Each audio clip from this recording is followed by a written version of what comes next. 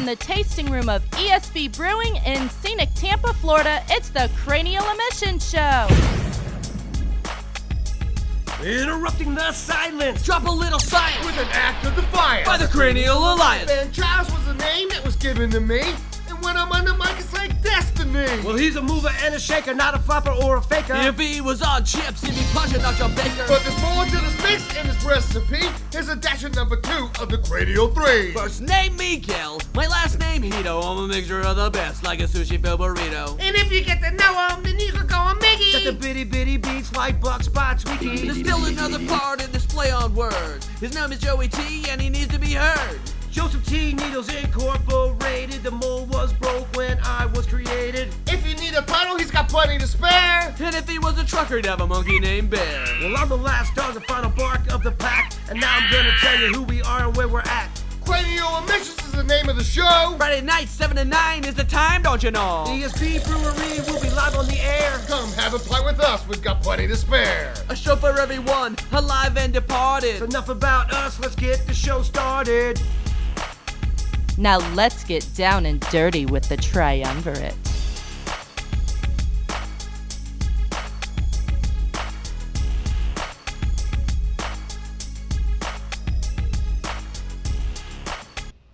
Welcome to the Cranial Mission Show, folks, friends and foes, coming to you live from ESB Brewing in scenic Tampa, Florida, 333 North Falkenberg Road, Suite D, 407. Suite D.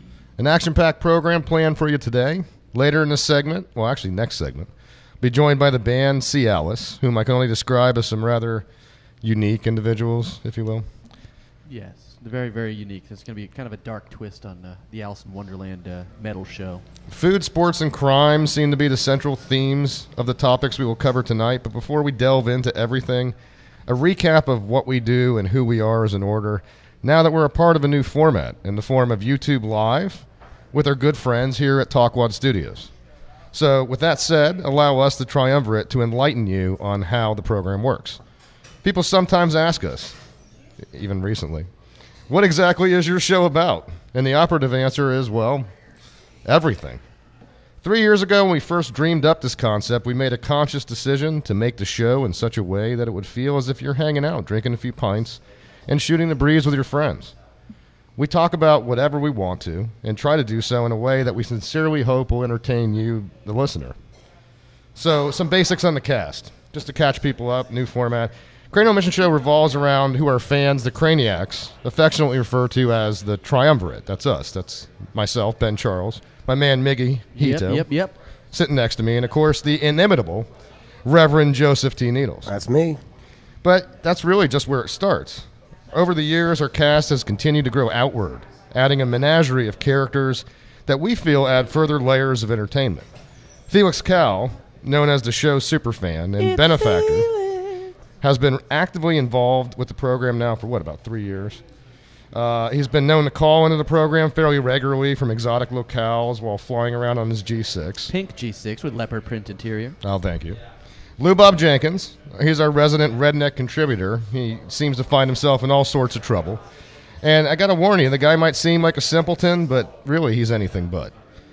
Nelson, he's our former producer turned studio bitch who apparently has gone AWOL because I don't see him around. Yeah, I haven't seen him here today. What's up with that? But Nelson's got illusions of becoming a world-famous media personality, despite what I can only describe as a voice for silent film. He's a former producer because he was replaced by our good buddy Sancho Sanchez, who came a long way from his birthplace of San Pedro Sula, Honduras. Honduras! Hello, I'm Sancho. Now he came to work with us and now has seemingly found himself in a state of transition. And why is that? Well, that's because we are proud to announce the addition of our newest member of the program here on the Cranial Mission Show, and that is Mr. Zachary Cooper, the Wonderkin producer extraordinaire. Das ist ein Wunderkind, ja.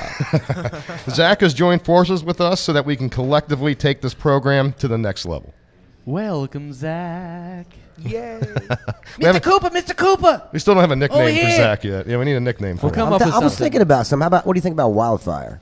Wild. Well, Zach Wild, you know. John Cougar Mellencamp? Yeah, I like it. That's a song like he would sing. No, it's kind of like Tommy Wildfire Rich from the old Georgia Championship Wrestling. You know what I'm talking about? We'll go, and then it's Zach Wild, like the guitars for Ozzy Osbourne for years. So I vote we call him nothing and fire him immediately. okay, Sancho. I don't like him at all. I think I'm supposed to have a job here, and he took my job. Why? Because he's a lot. What am I going to do now? He took your job because he's a lot better at your job. No. Yeah, well, Yeah. Ouch. unfortunately. I mean, Yeah, I mean, I know the you truth don't. hurts. Look, being a man from Honduras, you don't have a lot of resources. But here in America, Ben, that hurts very bad. You I know. say this. for I me. know. Well, you do work for You free. said I was so- working very good to do commercial for Jennings. You were for free. Well, I haven't heard the commercial, so yeah, we haven't heard that You yet. didn't say I could do it yet. I hadn't booked them yet. No, we told you we could do it. No. Yeah, I think if we go to the tape. Can I do it? Yes. Yes, we go to the tape. You go Okay. to archives, and yes. You know, we're thinking that might be your new position here. We'll Okay. get you. We'll put you in charge of Production. sponsorship. We go out. You go out and you'll find. Okay, and okay. Does that make you feel less threatened by Don't Zach? look at me. Zach, stop looking at No, me. you're still threatened by Yeah. Zach. Well, that's Still good. fair. Give him the easy job, you know. Well, Well, I mean, he's been with us a while. He's know- been working hard, and the ladies love He him. has been. He's been through a lot. All that crap that Nelson put him through, getting him deported and whatnot. Yeah, that was. This was worst thing in my life. Yeah, like I Well, was I know going it to was. ask you. Have you heard from Nelson Sancho? Because he didn't show up today. No, he's supposed to pour beer for everybody. Yeah, I know, and he's not here. I wonder what's going down. He should be, We haven't let him out know, of he his he's kinda- indentured servitude yet, have we? He's No. almost like that lemming that's been pushed off the cliff. Like he's, we're all kind of running around, and he's just kind of been pushed But off. it's getting a little crowded in here. Let's face it. The table actually had to be extended. now. Yeah, we needed to put the leaf in, if And, you will. yeah, It's like so- Thanksgiving. And we've got a guest in the band Cialis. They'll be coming up here now. and that's C. Alice, Alice. an like- Alice in Wonderland Yeah. themed extravaganza. So I it's guess. not a copyright infringement. Nope. No. No. Not in the No, least. No, so they're going to be coming up. They're supposed to be here in a second segment. They'll actually be visiting us here at ESB Brewing. So I'm looking forward to that. Yeah, it's gonna be cool. And this is like they're like members from Alice in Wonderland, right? Is this it's a kind of a theme band? Is that what I hear? Yeah, yeah. Basically, They're yeah. doing Okay. a dark twist on the old, and then add a little metal. There's, they get a lot of cool stuff. And we're going to play one of their tunes later on, right? We will. Yeah, we'll play We're one of gonna their play one of tunes the- at a commercial break. Yeah, we're gonna play one of the more laid back tunes, and in the next couple of weeks we'll add some of their heavier stuff, which is gonna be really cool. Now, if you're listening to the show out there on the interwebs and you want to be a part of it, you can call in at 813-NEW-TALK. That's 813-NEW-TALK, the new phone number that we have here for the Cranial Mission show. But before we get into the content of the show, because we actually do have content, A little bit. a little bit. Yeah, not We start this show like we do with everyone, and that is with the beer call. Wow, I'm switching it up. That was a man. new one. That was a Every new one, week dude. I'm gonna switch it up. I thought you were going Kentucky Derby for a minute, and then it kind of went off the rails a little bit I'm there. gonna save that for next week, though. Miguel Hito, our resident Michael Winslow Yes, from yes. Police Academy. Yeah, he should. Yeah, he had a spot there. So what are you guys drinking? I'm drinking a premium coffee from Circle K, but I will be having a beer after the show, and I think I'm going to go with a Ghost Ship. I'm, Are going, you? I'm Yeah. going with the Spectre Schooner. I'm sorry, Ghost Ship. The Spectre Schooner. I You've been, like that. You've been reading the synonym books today, have you? I'm, I'm going with a Spectre Spooner. Schooner, whatever. Schooner. A spective Blow spooner it. could be scary, particularly in the middle of sleeping. Yeah. But I'm actually going with the Ghost Ship as well. Wow, we're Ghost Ship. You know what? We gotta really get. We need to open up the variety here because it's clearly. like every week. We just love this beer so much here at ESB Brewing. Well, it also helps because it's one of the lower in alcohol and content. yeah, ABV. 'cause we can't drive the big rigs until we drive the Yugos. Yeah, You you're know not what going I to mean? start the show drinking a bunch of agave wheats. No. The agave No. wheats, which clock in at how many? What's the percentage? 8.5. Ocho Cinco. 8? 8. Oh, 8.0. the illustrious TJ, the bartender The here at ESB illustrious Brewing. TJ. Yes, yes, yes. The ITJ. We're gonna get a segment with him in it. We're just gonna have to get him out from behind the bar and do it. The illustrious TJ. The man, the segment. myth, the legend himself. Brought to you by Felix Cowell. And for those that are looking for something to do on a Saturday, come on up to ESB Brewing. We've got a food truck here, hot boxed steamed cheeseburgers. Yeah, delightful. So you can get your grub on, get your drink on, and get your live radio theater on. And you know what? Let's go ahead and jump into the heart of the matter. We've got a lot of different topics to crack And into you today. get down to the heart of the matter. Yeah, I guess I'll give you some forgiveness. Shut that guy on off. That impression Yeah. there. Shut Wow. that guy off. What was By the that? way, your headphone cord keeps changing my computer screen here, so I'm just going to move that back. Let's around. go ahead and do that. We'll break the There fourth we go. wall while we're at it. Okay. But yeah, getting into the stories here. Like we said, the themes today revolve around food, some crime, and some sports. And we'll start out with the food. Well, that's part everything, of the right? show. That's pretty much everything in life. Food. I crime, am kind of hungry. sports. Sex. I ate breakfast Well- and I need to eat lunch today, so I'm kind of hungry. Now, you know, not gonna help. we've all hung out with that guy or that girl that wants to take a bite of your food. You know, how many times do you go out to a restaurant and whoever you're with says, "Oh, let me get some of that," and then you look at them like, you know what? If you wanted some of that, then why don't you just order it? Yeah, it's usually a girlfriend. But I don't want It's to usually get your a girlfriend that Usually tells girlfriends, you. you're like, no, I'm just Yeah. gonna have a salad, and then Yeah. she's like knee deep in your wings. Ooh, that And looks you're good. Like, what's going on? Yeah, let over me eat here? half of that. You know, she took half your blue cheese. I didn't want to order and a you're like, whole "Can thing." and then she has you ordering more blue cheese. Then do you mind asking him for more? You're like, you weren't even supposed to be in on the first. Why don't you one. This is ask him for craziness, more? dude. Is what I said. Yeah. But It's that one doesn't- thing to tell her no. The worst that's going to happen is maybe you're sleeping on the couch. But apparently in a Seattle restaurant, a man was asked by a complete stranger if he could have a bite of his burrito. That must have been. A complete stranger? Complete stranger walks up to him and asks him for a bite of his burrito. Naturally, he refuses. Now, where was this at? This is at Seattle? Yeah, it was in Seattle. It was a man named Muhammad Abdi who demanded a bite of this burrito. in a I'm Seattle almost the restaurant. greatest. And when he was told no, he decided to actually attack the diner. The burrito owner. The burrito owner Really? was accosted for not giving. Well, said now was bite. he renting it? Was he in the process of because he usually pay after, so he didn't quite own it yet. So he was kind of just the holder of the burrito. Until He's a middleman. He was trying to middleman the burrito. He's like, I'll get you this burrito, but there's going to be a bite missing kind of thing. Maybe it's like a protection scheme. So- He gets like a piece of the burrito in Yeah, exchange for guarding him. So what did he do? That's what I'm thinking. He's running a scam there. It's like a tax. Burrito tax. What did he do? What He did punched him in the face or what He would attacked happen? him. Yeah, he accosted the guy. They didn't actually say whether he punched. Well, no, they did. They said he punched him in the forehead, Wow. and then he fled on foot. Did he drop the burrito? I think that's the important question. Was Yeah, the he burrito did- saved after yeah, all that? If he could 'Cause- still finish the burrito after he's done, I mean, that's Was the man arrested for the that's a altercation? good looking burrito. I mean, what's funny was that when he was told no, he couldn't have the burrito. He told the owner of the burrito that he was rude, and then punched him in the face. I don't know. Maybe where he's from, he's like, people share their food. I don't Well, you know what? If the Indians wouldn't have shared their burritos with us back on Thanksgiving, we'd be in a sad situation. So maybe, That's he's he's got a point. I do have a He point. does. Indians Yeah. didn't make burritos. Well, they made something like Kimosabi those. means They burritos. they were maize burritos, I think, with a fish or something. That's corn. Maize is corn. Well, they were corn tortillas with some fish. That's a corny joke, bro. For the cost of one bite of a burrito, it cost him $10,000 in bail. Wow. hey, for so a that was guy- like he got felony charges. So that for was one hell of a assault. bite. Wow. Yeah, he punched dude. somebody over. Well, a burrito. it was a charge of trespass, theft, assault, and robbery. All over a bite of a burrito. Yes. That's a tough day, man. Yeah. You should have just went to Taco Bell.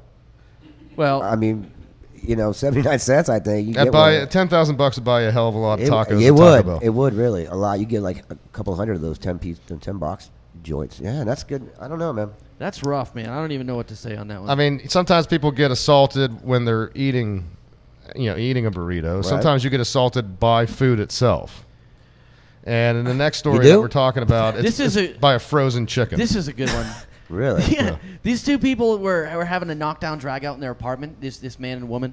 And the guy ended up grabbing a 35-year-old man, and this is a French story, by the way, it's out of France. And he ended up smacking his ex-girlfriend with a chicken he grabbed from the refrigerator that was still frozen.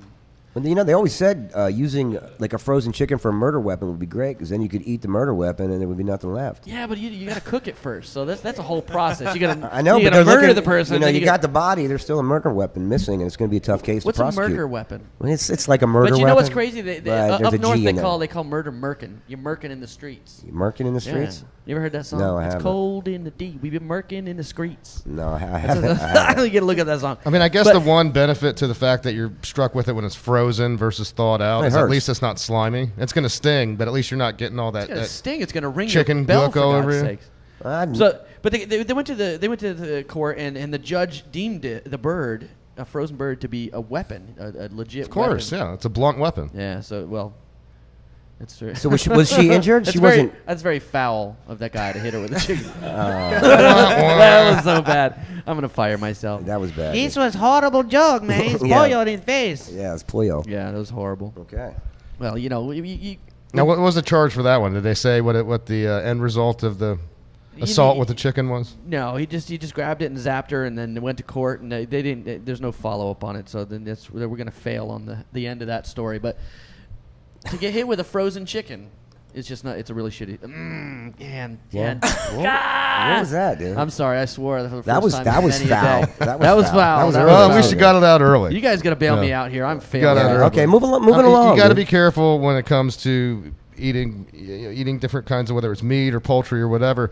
And this story just blew my mind, and not to mention blew the mind of the people that were involved in it, because this hits right home, man. This hits right. Close to LSD home. laced steak that was sold at Walmart here in a Tampa Walmart. An entire family gets sick. A woman pregnant with baby eats an LSD laced steak. So what? One of the employees at the Walmart? They don't know who did it yet. No one's unveiled who the culprit was behind it. But you would have to assume It was a hippie.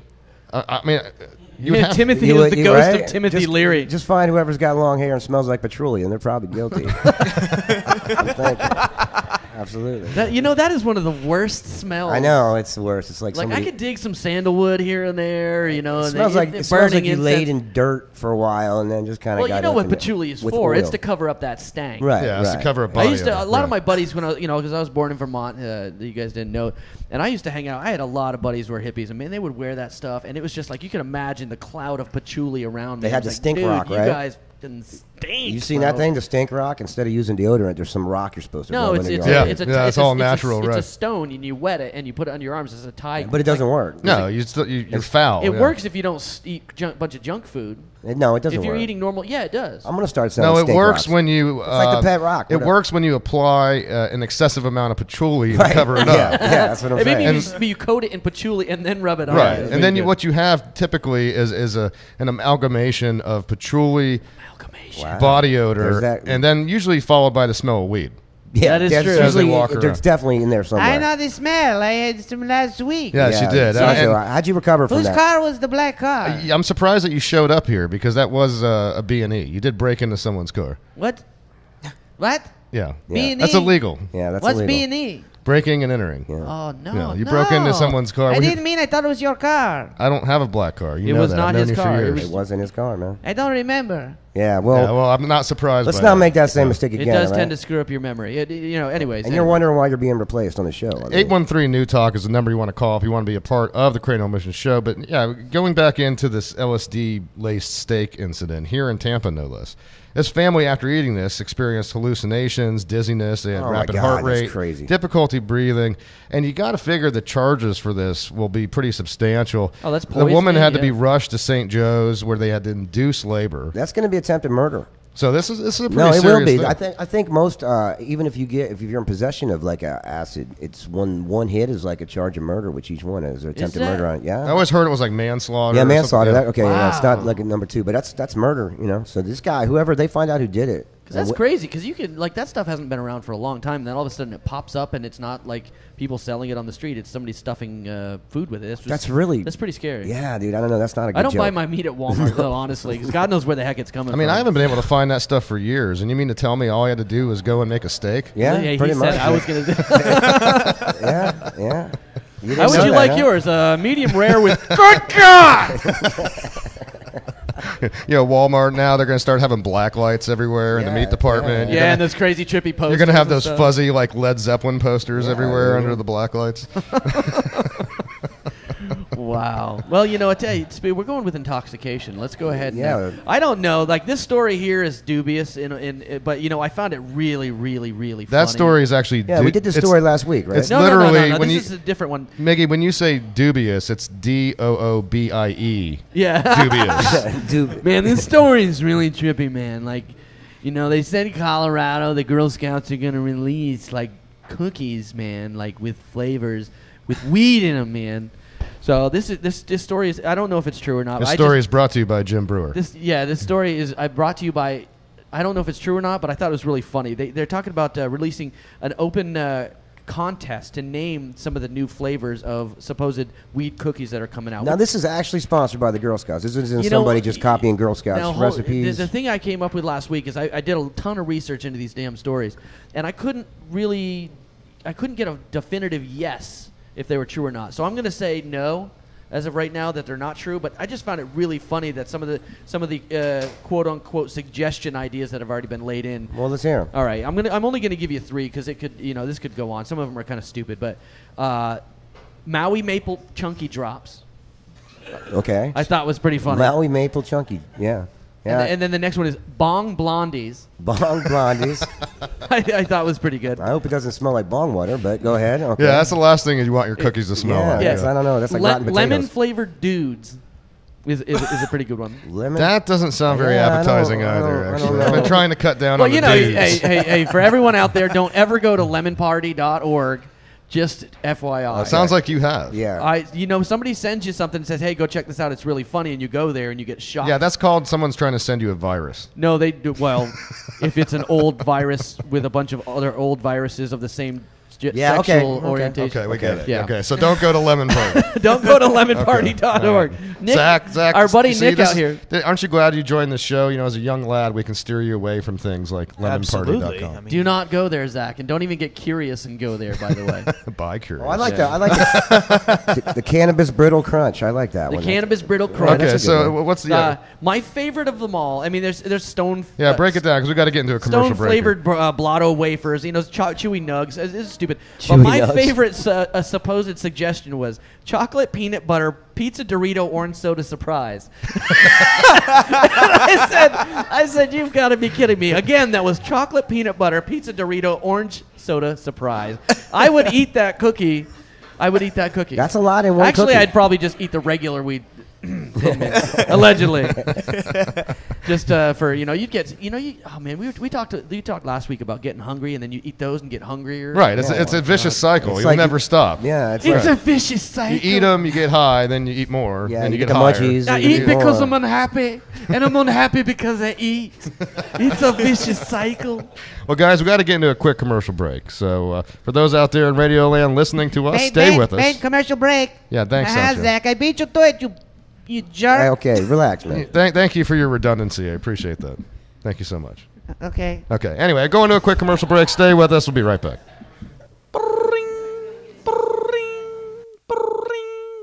Hey, it's Harry Carey here. Have you lost a loved one? Perhaps a beloved pet? Well, I can get you in touch with Autumn Builder and Little Bubbles. Then all you gotta do is call 1-800-ASK-HARRY, and I got you covered. Your deceased loved ones will be nothing more than a phone call away with Harry Carey's Liaisons to the Dead. Call me now at 1-800-ASK-HARRY. Here's Charlie from Toronto. Harry Carey got me in touch with my Uncle Abe, and I found out he was the Sausage King of Chicago. Then there's John from Salt Lake City. My Ma Agnes told me where to find a fortune she had hidden from a bank robbery she had done in the early 40s. So call me now and get in touch with your loved ones at 1-800-ASK-HARRY. That's 1-800-ASK-HARY.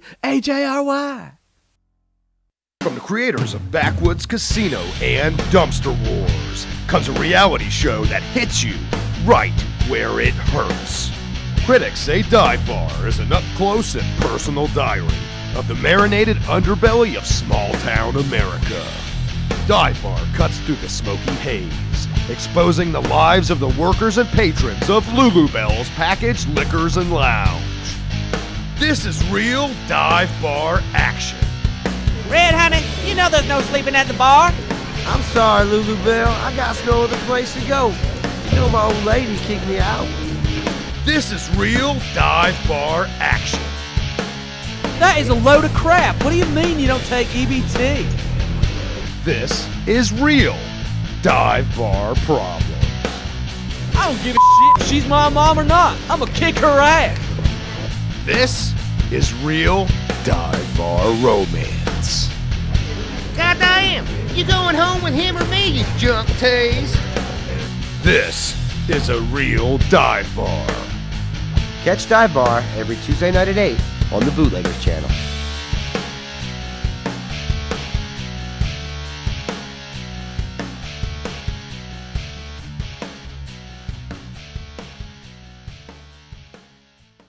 It's Dickie V, baby! And are you kidding me? 3 Street guys, they're not type of dandies, baby! All right, man, you ready?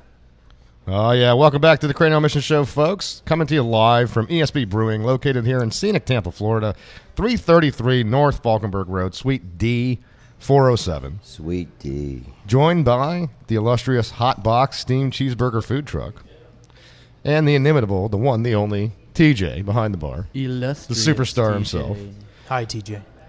So, yeah, you want to be a part of the show, call in. 813-NEW-TALK is a number to call us from. Like we were saying before, guys, food seems to be the premise around some of these stories we're getting into.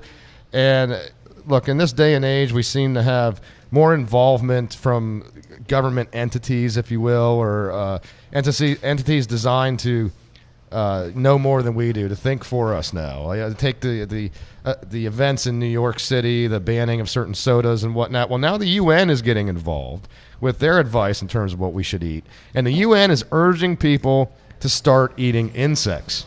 I think it's a good idea. I mean, you got to think of the amount of food that's, we produce more food in this world to feed everybody, but, all the food goes wasted, and all these countries, that can't produce food don't get enough. So, a lot of these people eat, insects. They, like a lot of the Asian countries will eat, grasshoppers. I've eaten insects. There used to be a bar called the Cricket Lounge in D.C. Yeah? And you would go in there to have like cricket brittle sitting up on the stuff. It wasn't bad. I mean, there's protein in it. It's not something I would. Well, you cook it and it kind of gets bacony though. So it's not really like all right, you're eating some. It's gross not. old, All right, but it's not bacon. I mean, come on, don't funky. do bacon. Have you ever smelled a box of live crickets? It's the worst thing ever. No. Yeah, it doesn't smell good. When you go, I used to have this. Why would I smell? I used to have this lizard crickets? named Scooter. Same reason that you'd go on lemonparty.com. No, .org. I wouldn't do that either. Don't go there, dear God, don't go there. That sounds horrible. It's a bunch of old. Because you're a glutton for punishment. It's a That's bunch why of you old do it. gay Yeah. men who are enjoying themselves. Okay. Anyway, go back to the crickets. That story is much more appetizing than the other one. Oh, yeah. Gay and gray. Now you would think in Florida that eating insects would be, if you decided to go on that diet, you certainly wouldn't run out of food anytime soon. you really Not here in wouldn't. Florida. I mean, The palmetto bugs we got here, that's like you could have like 2 when you're full. But they kind of give you a little heads up on a lot of the things you can eat. And I mean, they really hit the gamut of different bugs, from beetles to moths and butterflies. I mean, who wants to eat a butterfly?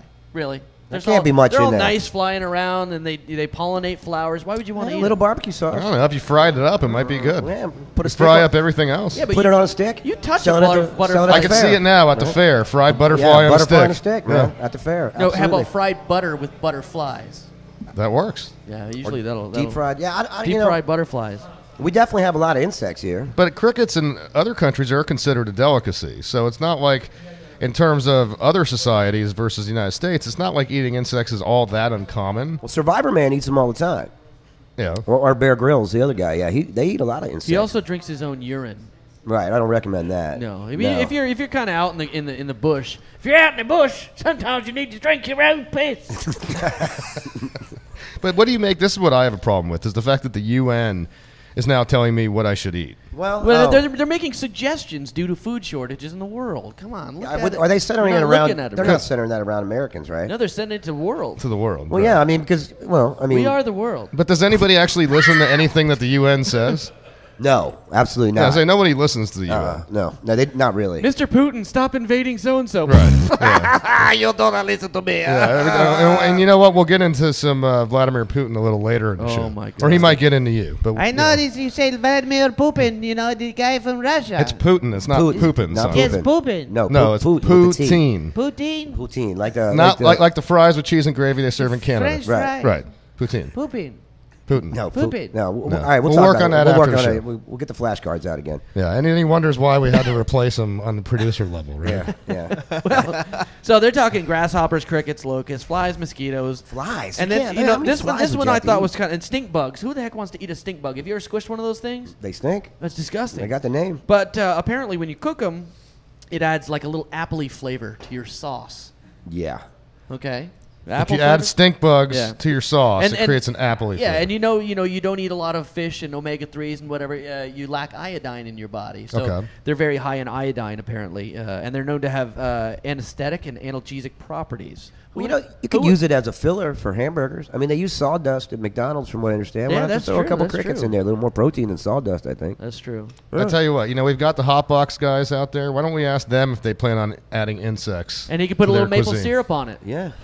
I don't think they have any designs for that. No, I wouldn't think so. But, I mean, if there is a food shortage, it's good to know that you could always chat out on a couple of crickets. Yeah, But let's start a cricket farm. This one here I thought was really weird because I've never heard them called this, but those little bugs that sit on top Yeah, of the water. yeah, you kinda get 'em in my paddle- pool they, back in They the call day. them water boatmen. Yeah, it's because they... You ever try to drown one of those things? Yeah, Impossible. but they have eyes on top of their head and on the bottom to see underwater.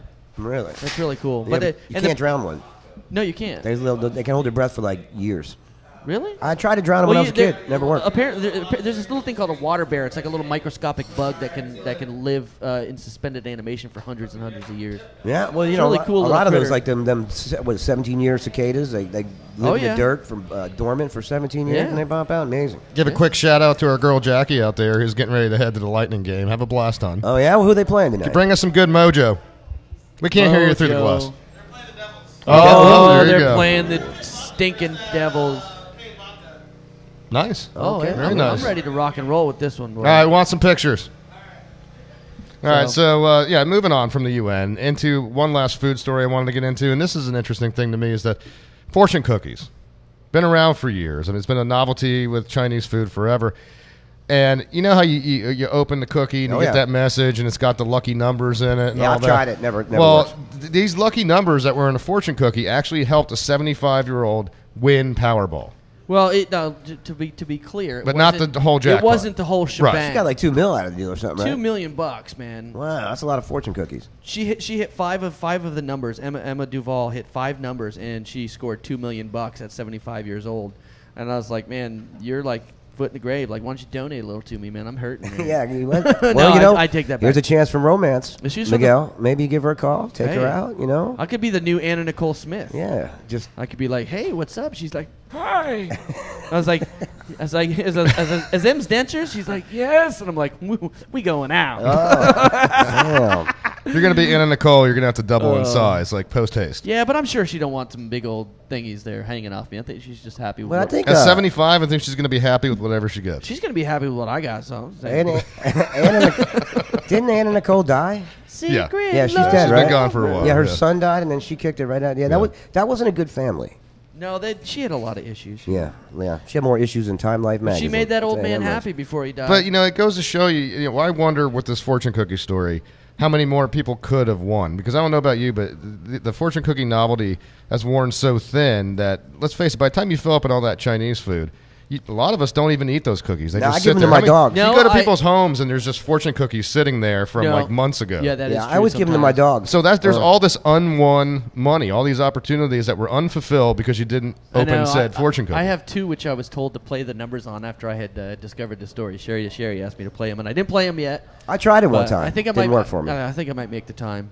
But she scored it with 5, 12, 15, 27, and 38 were the numbers that she hit. You got to wonder with the money that she won. Hopefully the money isn't like what you go through when you eat Chinese food, where you have the money and then it's gone real and quick. you're full of money. Then all of a sudden you need more money. Yeah, because you flushed a bunch of your money Right. down the toilet. Yeah. Yeah, Right, now you got to go get more money. You eat, and then all of a sudden you're hungry 15 minutes later. Exactly. Yeah, Right. yeah, I know then you that got to take a nap. I love the Chinese buffet. What was that? I don't Is know. that It sounds somebody's like your phone going sounds off? like your phone. Then, No, Miguel, it's not doesn't it? my phone. Man, you are on a roll today, Miggy. Yeah, you're- Between the obscenity, Yeah, what's going on? the Is admissions, this still going? Dear God. your admitted use of lemonparty.org, and now the phone. I didn't. No, that's how's he going to call? I think we got an intervention coming Yeah, around here or we something. gotta- Maybe we I gotta- don't we know. gotta- Well, we have the band calling. Is that what we've got going on Yeah, here? we got the band calling. Band's clearly running late, so we're just gonna. You know what? We had them slated for the second half of this segment. We're just gonna go ahead and move on to some of the other That's material okay, that we because have. you know that the rabbit is always running late. It's true. So I think this works out for the best of So us. we're gonna be treated by the rabbit today We're too. gonna He's be popping treated. in here. We're going to be treated by the rabbit. We're going to be treated by Alice and a Really? couple other splendid characters. Really? It's going to be an interesting. Why do I have a feeling I'm not sure that I should trust you on this setup of yours? Because you did this behind her back. We had no idea of this, and Well, that's. I have a feeling that there's a reason for I that. think we give him a little leeway on this one. Yeah. You know, let's just let's innocent until proven guilty type thing. Yeah, I think we All can right, go. But hasn't he been proven guilty before? Yeah, he has. He has. But this is a whole total. You can't really hold those cases against him for this case. So I think it would be thrown out of court. I will hold that. Isn't that the truth to be definition of insanity? self-evident. Expecting a different result? Something like that. Right. Yeah. I don't know. 813 New Talk's the number you want to call in if you want to be a part of the Cranial Mission Show. Getting out of food, getting into sports. We were just talking about Jackie and going to the Lightning game. We love our Tampa sports, and now race season is upon us. Joey, I know you're excited about this. Baseball's certainly within your wheelhouse.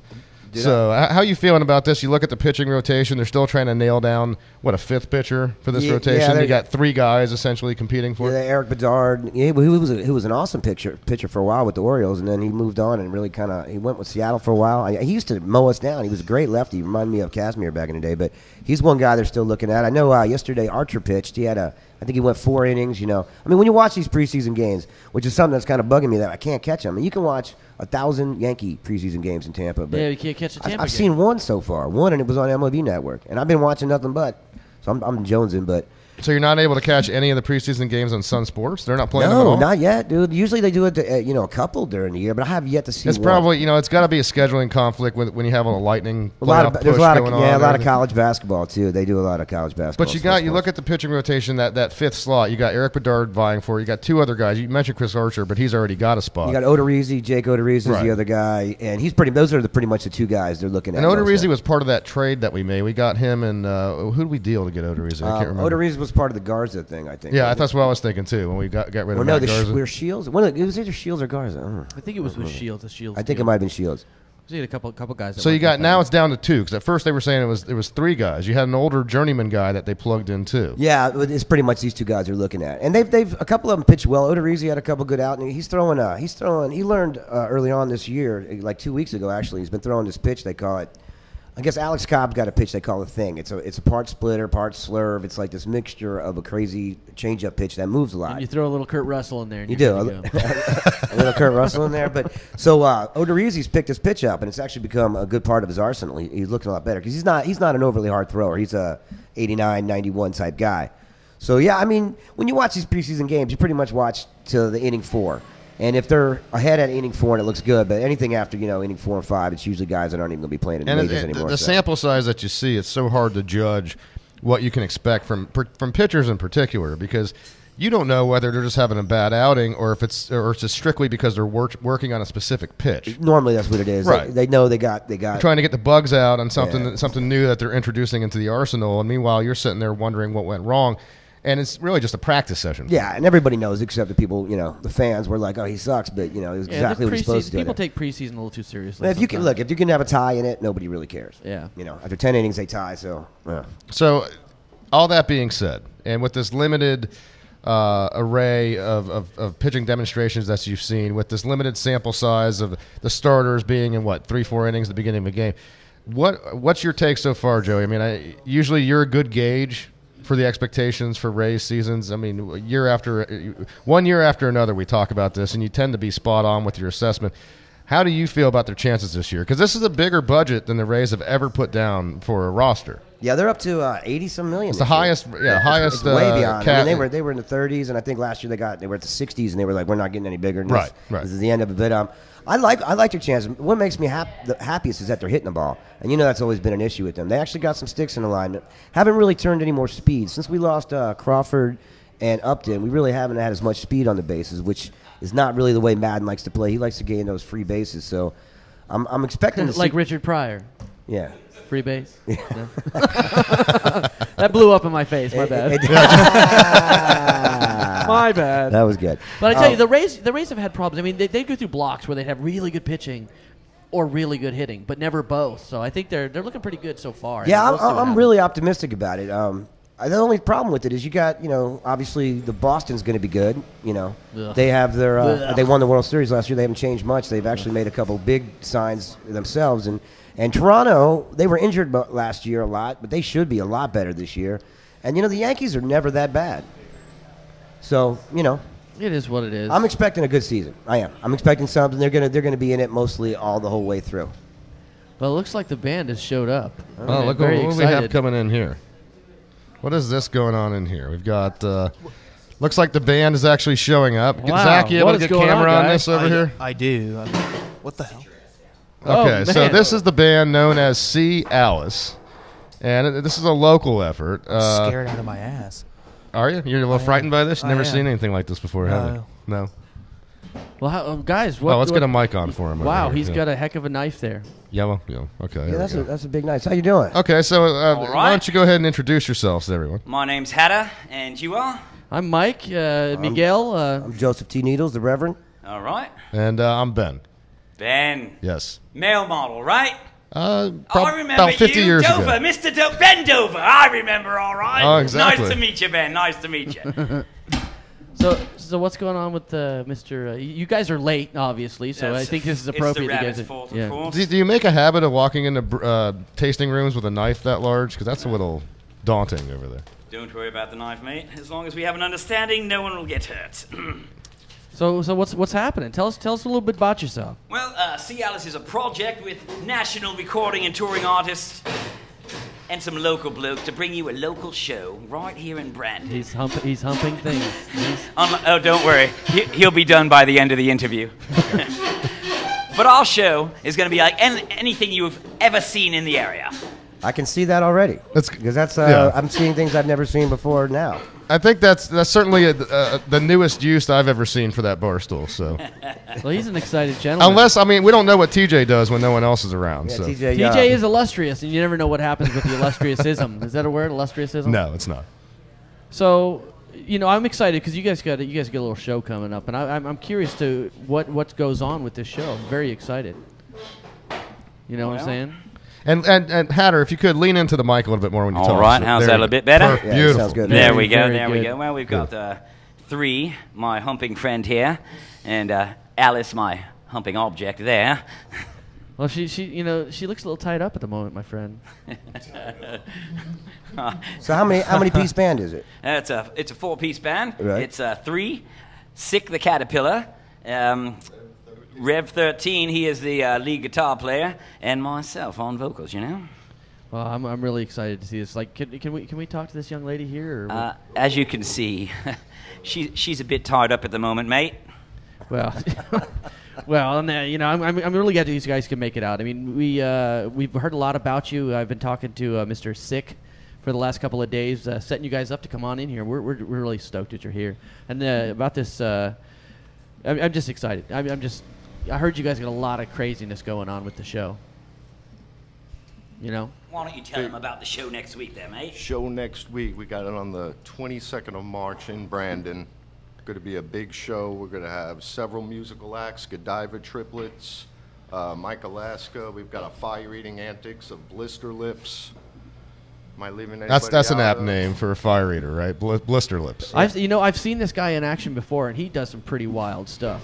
Where's the show going to be held? We've got the address here. I got it. It's 914 North Parsons Avenue in Brandon. 1 mile north of Highway 60 on the left-hand side, just past Jersey Avenue on the left, mate.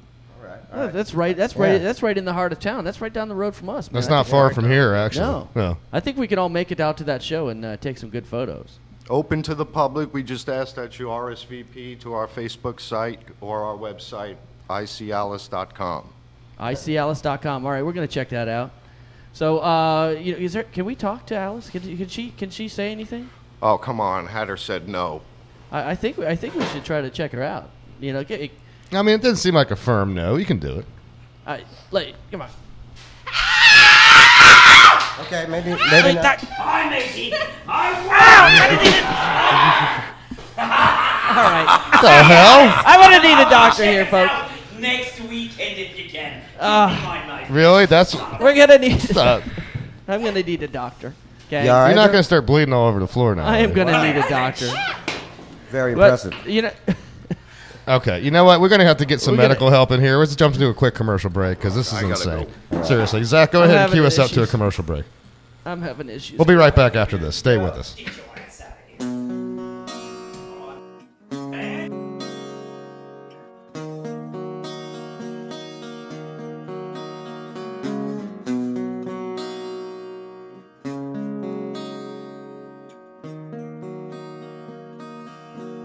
I'm looking at you through the glass. Don't know how much time has passed. All I know is that it feels like forever. No one ever told you that forever feels like home. Sitting all alone inside your head. How do you feel? That is the question. But I forget you don't expect an easy answer. When something like a soul becomes initialized and folded up like paper dolls and little notes, you can expect a bit of hope. So while you're outside looking in, describing what you see, remember what you're staring at is me. 'Cause I'm looking at you through the glass. Don't know how much time has passed. All I know is that it feels like forever. No one ever tells you that forever feels like home. Sitting all alone inside your head. How much is real? So much the question. An epidemic of the mannequins, contaminating everything. We thought came from the heart, never did right from the start. Just listen to the noises, null and void instead of voices. Before you tell yourself it's just a different scene, remember it's just different from what you've seen. I'm looking at you through the glass. Don't know how much time has passed. All I know is that it feels like forever. No one ever tells you that forever feels like home. Sitting all alone inside your head. Get you through the glass. Don't know how much time has passed. All I know is that it feels like forever. No one ever tells you that forever feels like home. Sitting all alone inside your head. And it's the stars, they shine for you. And it's the stars,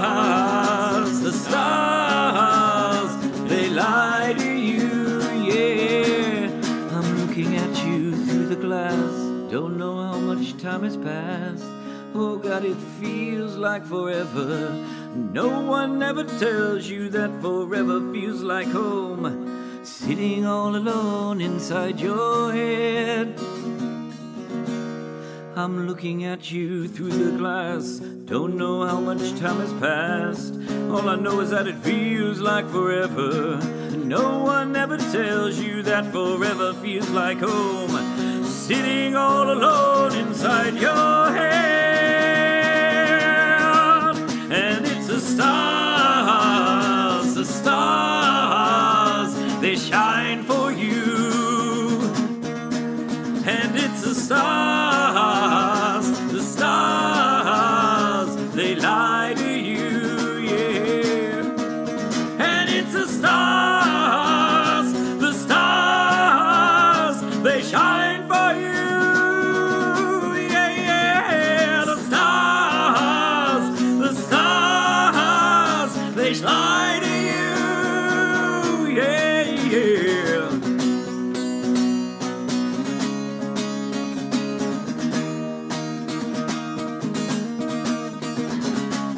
Oh, and the stars, they lie.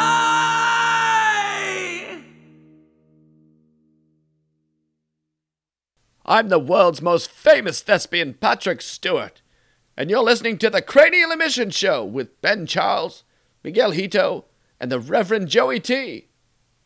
Hey, hello? Yeah. Yeah. I told him to turn it down. I'm going back into the showtime. Thank you. So what'd you think about that? That was a tune by Cialis that we just listened to. Exactly. Good tune. Liked it a lot. What'd you think about that show there, Sancho? I'm very scared. I know. You ran in the back. He tried to stab Miggy. I almost fought him. Yeah, but it wasn't a real knife. You ought to be used to that considering where you're from. Yes, it was real. Like he stabbed in your arm. Yeah, but I don't think it, I know he doesn't have anything on his arm now. He's Wolverine. Yeah, he is like Wolverine. I'm sure it's not the first time you've seen someone stabbed considering where you're from. San Pedro Sula, Honduras. Exactly. The murder capital of the world. Exactly. Yes. As you've been one to tell us many times. You will tell us that. So they're playing next Friday night at 8, and it's No. It's gonna be. I think it's a Saturday. Saturday. That's right. The 22nd. Saturday. Yeah, I'm sorry, I got it wrong. It's next. We're all going to this yeah, we're gonna check it soiree, out, man. We are going to have a blast. Make an appearance there. They're going to do the whole stage show, and me and my buddy Dave are actually going to film them and take photos. Yeah, we're gonna shoot their whole show. Get a little video going. Yeah, we're gonna do some super duper high def. For those just tuning in to YouTube Live here on Talkwad Studios, this is Talkwad Studios channel. You're listening to the Cranial Mission Show. We are back from break, and if you want to be a part of it, you can call in 813-NEW-TALK. You can join us here, better yet, at ESB Brewing, where we broadcast from, where the illustrious TJ can serve you a medley of 15 different beers to choose from, located here at 333 North Falkenberg Road, Suite D, 407. Sweet D. Joined by hot-boxed steamed cheeseburgers, the food truck that comes up here from time to time. You can get your burger on. You can. And you can Steam hang burgers. out, get your beer on, get your burger on, get your odd live radio on. And Miggy, this is what happens when we trust you. Once again, you never fail I almost to... got stabbed, Almost. Yeah, it looked pretty impressive from my angle, but... If my forearms weren't so massive, then I think I would have died today. Yeah, well... Or your Wolverine and your... what is it? That's from all the exercise you get when you're on lemonparty.org. You got big forearms, you sure do. How come your right one's bigger than your left? What's up with that? I'm predominantly right-handed. Oh, okay. Hey, because I've only been using my mouse for 3 years. Oh, okay. When you're on the computer, so you can switch it to left-handed, but I find it hard switching. Doing it left-handed. Yeah. You don't do the stranger? No. But then, better that than finding it soft. But anyway, getting out of the Rays talk and from the Rays into Tampa Bay Bucks. Speaking of guys with big forearms, big news. Big muscular dudes on the Tampa Bay Bucks. Got some new ones that they just signed. Michael Johnson, big deal at defensive line. And since Lovie Smith takes over, you can clearly tell there's a new regime.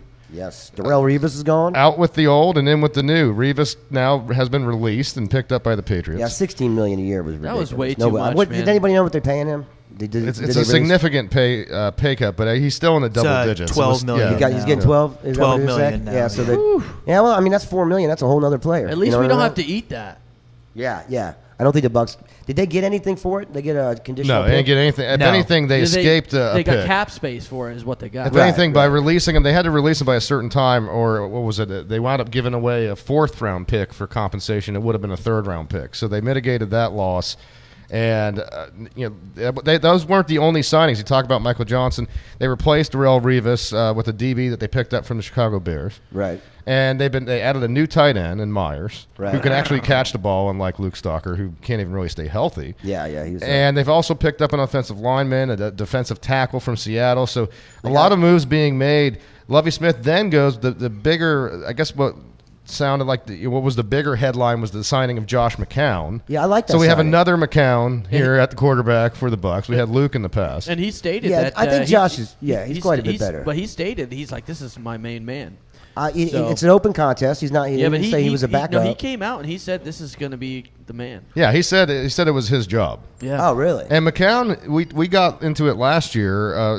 Actually, here from this very brewery, we were talking about Josh McCown starting for the Bears and how well he'd represented himself. And we questioned whether or not he should have been the starter over Jay Cutler. So here he comes. Now he's going to the Bucs organization.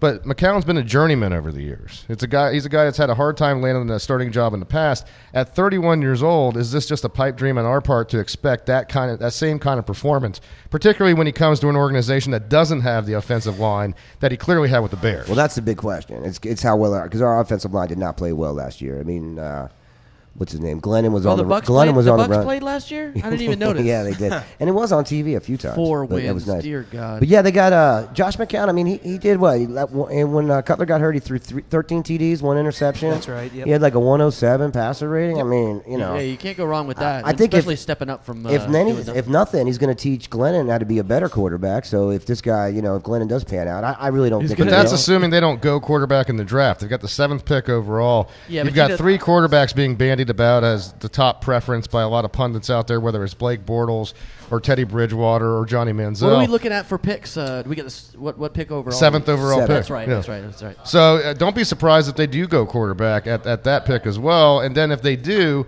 is that the end for Mike Glennon? You would think so. You would think so, but I don't think they're going to go first round quarterback. I think you're going to try to pick up someone like they did with Glennon, probably like a later 3rd or 4th.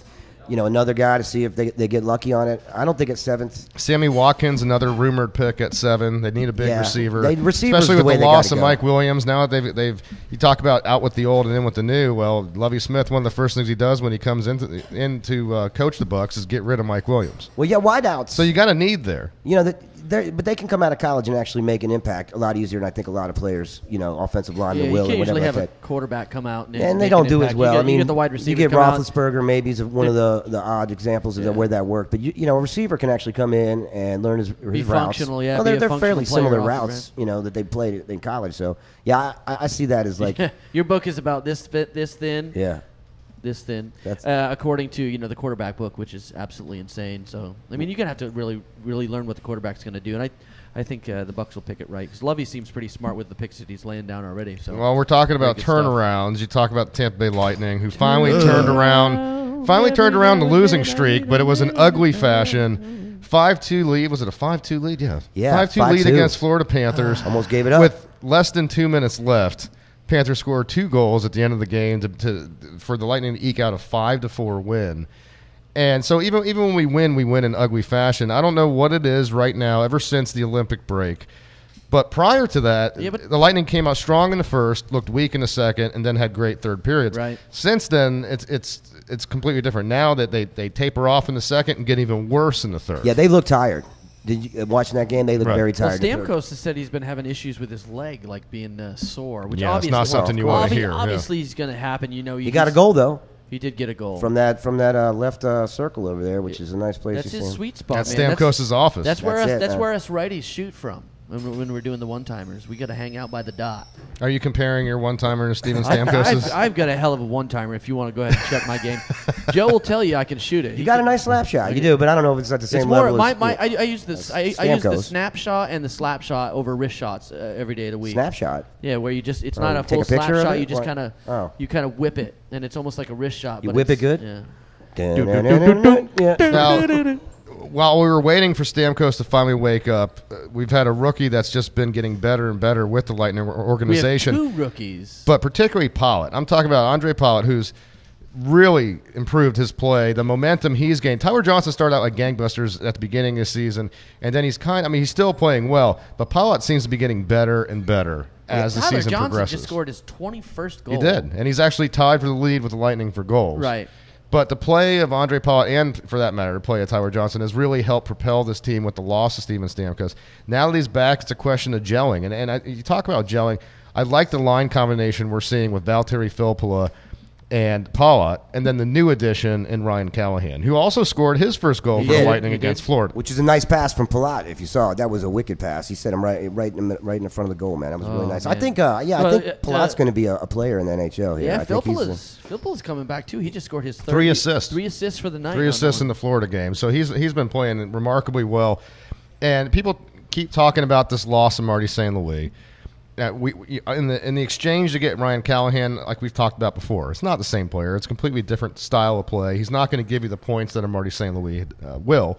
But in the wings, in the minors, you've got young Jonathan Drouin, who we drafted in the first round this past year, who was just lighting it up in the Quebec Major Junior League. He's got like 93 points in 40-something game. He just got the cover. He got the cover of Hockey Weekly magazine, which I get to the house, and thanks to Sherry over there. So do we have do they know when they're going to bring him up? I don't know, but it's not going to be this year. No, he's going to come up next year. But 90-something points in 40-something games—that's insane. It's incredible, man. I mean, it bodes well for the Lightning, doesn't it? Absolutely. We could use another goal scorer. Yeah, you got guys like Malone not really. But he's that playmaker type that you're missing with Marty St. Louis. He's more than a goal scorer in Jonathan Drouin. He's a speed guy. He's a guy that excels at starting the play, at carrying the puck into the zone and getting the play initiated, and that's what we're missing with the loss of Marty St. Louis. Well, they're saying Drouin is also he's buffed up. Like, when Steven Stamkos went through his first season, he was kind of small, and then he really started working out in the off season, and he just really beefed up. And they're saying Jonathan Drouin really has stepped up his beef game.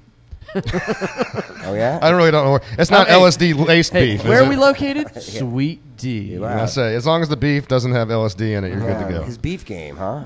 Is that like I don't know, Shoots and Ladders or something? Beef game? No, I don't know. You talk about a Lightning player that plays a beefy game, and don't forget the contributions of Dave Andreychuk back in the day.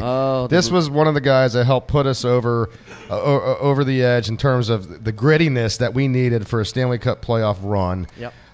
Who can forget the memory of that one Stanley Cup championship we had back in 2004 where Dave Andreychuk, who had never won a cup after all those seasons, Hall of Fame seasons, I might add, hoists that cup up, and he's been immortalized as a result of that picture, and now will further be immortalized with the announcement of the new statue that Jeff Vinnick has commissioned to put in front of the Ice Palace. Right there with the Phil Esposito statue, we're going to have that iconic image of Dave Andreychuk raising that cup. What you Andreychuk? Andreychuk. Andreychuk. Tomato. No. Let's call the whole thing off.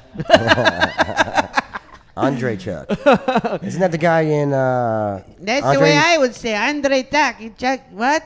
Exactly. See, Sancho backs me up, and clearly he's an expert on the English language. He is. Andreychuk 3000. Isn't he singing that song about the bull you're picking? Andreychuk 3000? Yeah. He's with Outkast? Yeah, I think that's it.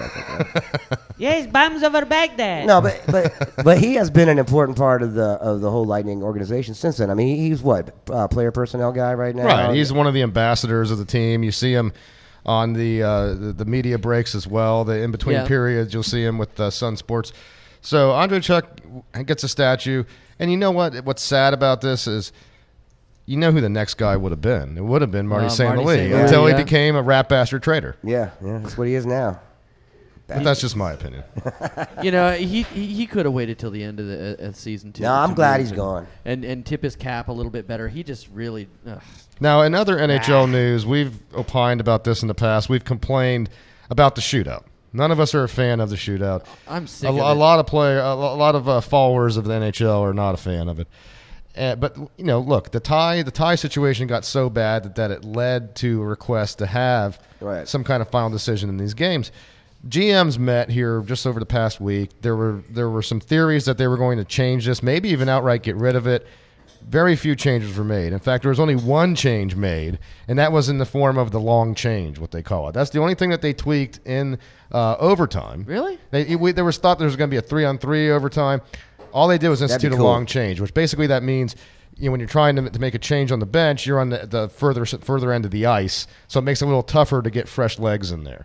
And they're thinking that's going to help overtime. It's really hard for the defenseman to get in. Right. So, I mean, how do you feel about this? I mean, you really feel like it's going to make any kind of difference in overtime? No. You got to think, though, if you're pushing guys more and more, you're more apt to make mistakes. For people who don't play hockey, when you play about a minute and change, you play a minute and 20 seconds, you're winded. You are tired. When you get the guys that are playing defense and they're having to get back and have to go all the way to get off the ice that far, it might make for a lot more mistakes. You know something? You forwards and defensemen are prima donnas. Okay, I'm a goaltender. I play all 60 minutes. I played all positions, pal. I heard about that, actually. But I didn't play a position on lemonparty.org. In fact, I was going to say that's why you don't want Zach to go on lemonparty.org, because you don't want him to see Zach, don't do it. Your other job. Yeah, but I'm not 70, so you won't find me on lemonparty.org. Oh my God. 813 New Talk is the number you want to call if you want to be a part of the Cranial Mission Show. One last thing I want to get into. We're up against the break here, so we're running out of time here. But the Rich Peverly thing, we'll touch on briefly, and then we'll get into. I'm going to touch on this to start off with because I was watching. I was getting the updates while the game was going on, and he collapsed on the bench. He's got heart issues. Rich Peverly, who was diagnosed in the past, he's a player for Dallas Stars. Yep. Who was diagnosed in the past with an irregular heartbeat, and this was shades of Len Bias. So, if you remember back in the day, the basketball player for the Celtics that dropped dead on the court. Yeah, that was because of crack. That was because he smoked crack. I don't think Peverly's hitting the rock, is he? He did. Was he the mayor of D.C.? No. That was Miriam Barry. No, Len Bias. You don't remember the old jokes about him? You know what Len Bias and Daisy's have in common? They both died 3 days after you pick them. It was bad jokes back in the day. Wow. But it's a good one. But no, he had a crack problem. That had a lot to do with his. Well, it's like Billy Mays. I do cocaine. Yeah. I'm Billy Mays. We actually have Billy Mays. We have the gay Billy Mays in store today. Here in studio. Billy, would you show your face, please? Go ahead and look at the camera. Come towards the camera. No, you don't want to get in the camera? You don't want to get in the camera? No? Okay, he's shy today. Nick is remarkably shy for once in his life. I'm the gay Billy Mays. No, but Rich Peverly, the seriousness of this whole thing is he had a heart issue, and his heart would, it's almost like an arrhythmia where his heart would fire off a little. They say the in would fire okay, it would pulsate properly, but the out would fire weird, and it would kind of cause things to block up in there. And he literally passed out on the bench, and he died on the bench. And then they revived him. And they ran him to the back, and they actually had to put the defibrillator on him. Wow. And this is one thing I love about hockey. I mean, granted, there's tough guys in all sports, but when they revived him, he asked how much time was left because he wanted to come back out on the ice. Right? Yeah, man. So he's out for the rest of the season. That's tough. And that's tough. And there's questions about whether he'll play again. Yeah, there is, because he had a surgery before to try to correct what was going on in his heart, and he missed the whole preseason, and a couple. He missed the first game. So is he a family guy? Does he got kids and all that? I mean, because I'm sure his wife would not be very happy with him continuing on. You would think. I mean, people have played with this condition before. They keep it under control with this, that, and the other thing. But it was pretty scary to hear that. I followed that one really closely because Rich Peverly's a great player and a great guy on and off the ice. Well, it's one of those situations where life takes over. And look, with what kind of money he's made, if he's put it away properly, he should be okay if he has to retire. Well, he's not a football player, so I think he should be It's still fine. big. The guy was making several $1 million a year. If he has a daughter, he should name her Beverly. That'd be awesome. Beverly Peverly. Sweet, dude. He's missing a good opportunity. Even I know that was a stupid joke. Okay, I know, but I thought it was kind of wow. funny. No, not at all? Not funny? No. That was about as stupid as the joke of having Zach here. Okay. Hey, you said you were over this. I thought you were... Look, we got you You're new position. Sorry, I get... You're clearly holding a grudge. Zach, turn him I off. don't care. Turn him off. I don't talk to... Yeah, thank you. Thank you, turn his Zach. mic Wow, off. dude. Okay.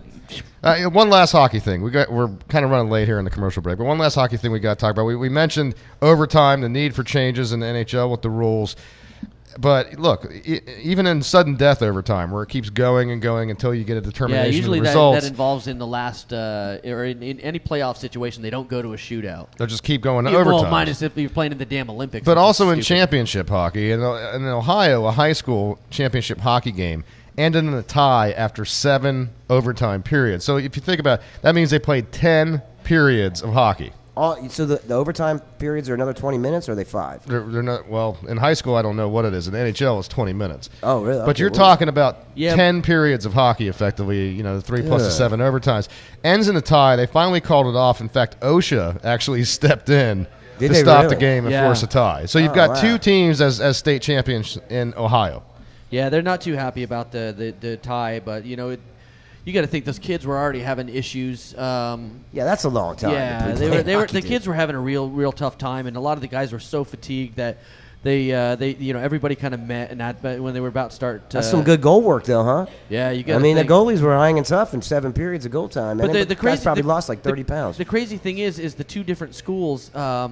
One of the goalies had faced 78 shots. Jeez Louise. But the other goalie only faced 32 shots. In 10 periods? And that's in 10 periods. So he's facing 3 shots a period. Right, and so this is what they were kind of upset about, is the lopsidedness of the shots, and that's why they were pretty upset about it. Got to score to win, though. Yeah. All right, well, guys, we're up against it. Let's jump into a quick commercial break. For those out there listening to us, stay with us. We'll be right back after this. All right, man, you ready? ESB Brewing commercial, take 1. Sir, I have to know what time this is going to be over because I have my sister's car and she's asked that I have it home by 6 o'clock. Look, the sooner we get started with this, the sooner we're going to finish this, okay, man? ESB Brewing, take 2. Greetings and salutations. I'm here to tell you about ESB Brewery. The folks at ESB began brewing beers in their basement years ago because American beer had left them listless. After years of refining their special recipes, they decided to share them with other beer lovers. You should see ESB tap handles popping up at bars all around Tampa. But if you can't wait, come to the brewery itself. The new tasting room is finished and waiting for you. ESB Brewery is located at 333 North Falkenberg Road, Tampa, Florida. Taste it and you will love it. I silly nailed it. What do you think? Is there any way you could, I don't know, maybe lose some of those S's? I think that was one of my best. But sadly, I'm short on time and my sister's waiting. See ya.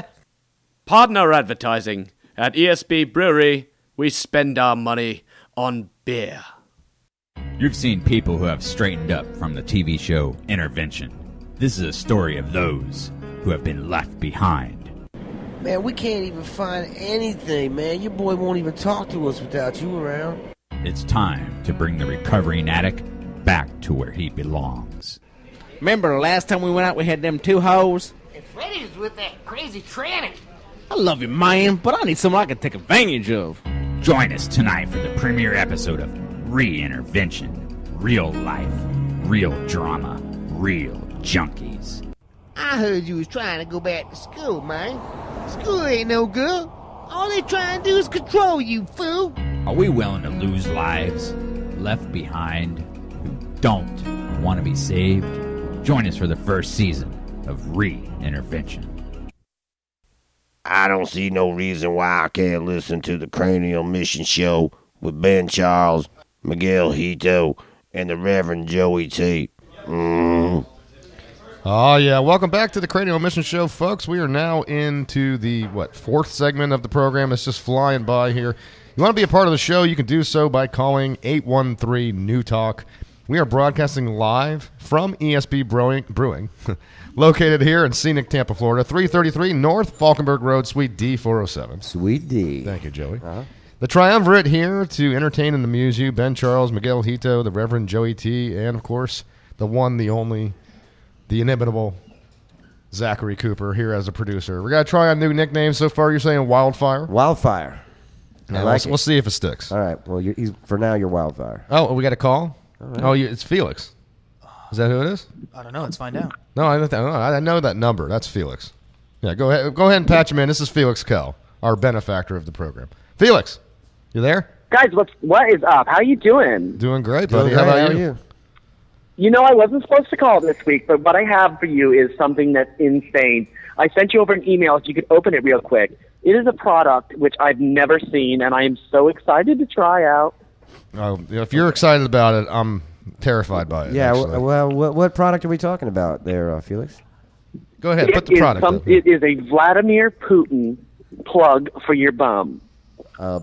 Putin plug. Is that what we're saying here? So you've got so you called us to tell us about a Vladimir Putin butt plug. Is that correct? Absolutely. It's so insane. Did you get my email? Did you see it? Yeah. Unfortunately, yes, we did get your email. Thank you. We saw it there. Yeah. That's appreciate it. Do we know how Mr. Putin feels about this himself? Is he excited about it being a butt plug? If you're watching the video right now, you can actually see the image of the Putin butt plug. Oh, nice. Here on the video. That's here on the Cranial Mission Show. That's what we do. Apparently, Vladimir has been sending me emails. And I haven't got them yet because they've been unable to forward them to me. We're having issues again with the communications system on the G6. Now, I'm elated because I told you one handshake was all it would take. Yeah, well, and you got to be careful when anything comes from a Russian IP address. You know that, right? Of course you do, but I know it's directly from him, and he sent me some video mails, which will be really fun to check out. So is it him shirtless riding a horse, or is he arm wrestling? I mean, everybody in Russia. Oh, he'll ride a horse, of course. Okay, very good. I'll put a little peanut butter in his mouth ahead of time so he can talk. I mean, the virility of Vladimir Putin is not to be questioned, as those from Russia will tell you. Absolutely not. So, he's as virile as a crocodile. So, Felix, you called to tell us about this new product. I have to ask you. Well, maybe I shouldn't ask you. Have you tested this product? I mean, is this something that Felix Kell III? Oh no, it's on order. It takes time. Oh, it's on order. Okay. So we don't know if it's a safe product yet because a lot of them Russian. I don't even really want to use it, honestly. I just want to absolutely just stick it on the shelf. I can't imagine their glorious leader is very happy about this. You could make it part of your chess set. Well, I could do what I want with it. Yeah. Well, that's kind of what it's designed for. Well, I was saying if you didn't want to use it. I just don't want to get too lewd on the radio. Yeah, no, we appreciate that. Thank you very much. But are you back? Are you back here in the States? Are you still flying around? Oh no, I'm in Ibiza still. I'm just having a good old time. Oh, you just decided to stay there for a while. All right. Well, that sounds. I'm on a 2-week hiatus. I need to take a break after all that craziness in Russia. Oh yeah, that was a craziness. But you had a good time at the Olympics, didn't you? Oh, absolutely. No, the issue we have with, Lubov's going to get his teeth fixed eventually. I couldn't do it because his mouth was so swollen from that whomping he took. So you're actually going to pay for Lubov to get a new grill? Oh, absolutely. He needs a new mouth. Well, he only had 2 teeth to begin with, so you say he had his teeth messed up, but I don't know how you could tell. Well, he's got what I like to call the rot. Okay, he used to do a lot of mess when he was younger, and I'm sure he appreciates you divulging that. Unbecoming. Yeah. He probably doesn't want you telling his whole sordid history there, the checkered past. We're going to get he's an honest man. He'll tell you himself. Okay. We're going to get a complaint about this. Yeah, you know that, right? This is going to lead to a phone call from Lubov. You know that. That's all right. It's okay. Don't worry about it. Okay, well, I'm not worried. So, Felix, what can Guys, we expect I gotta from go. you? Hey, listen. Go ahead and finish what you're going to say. I say, what can we expect from you here in the future? I mean, are you going to be jet setting some more? It seems like you slowed down a little bit. Every week we talk to you, you were in a different locale, and now you're actually just hanging out. So, any new endeavors that you want to plug? Pun intended. Wow. I'm speechless. I am speechless. Nothing right now, but I have some stuff in the works, so I'll have to let you know.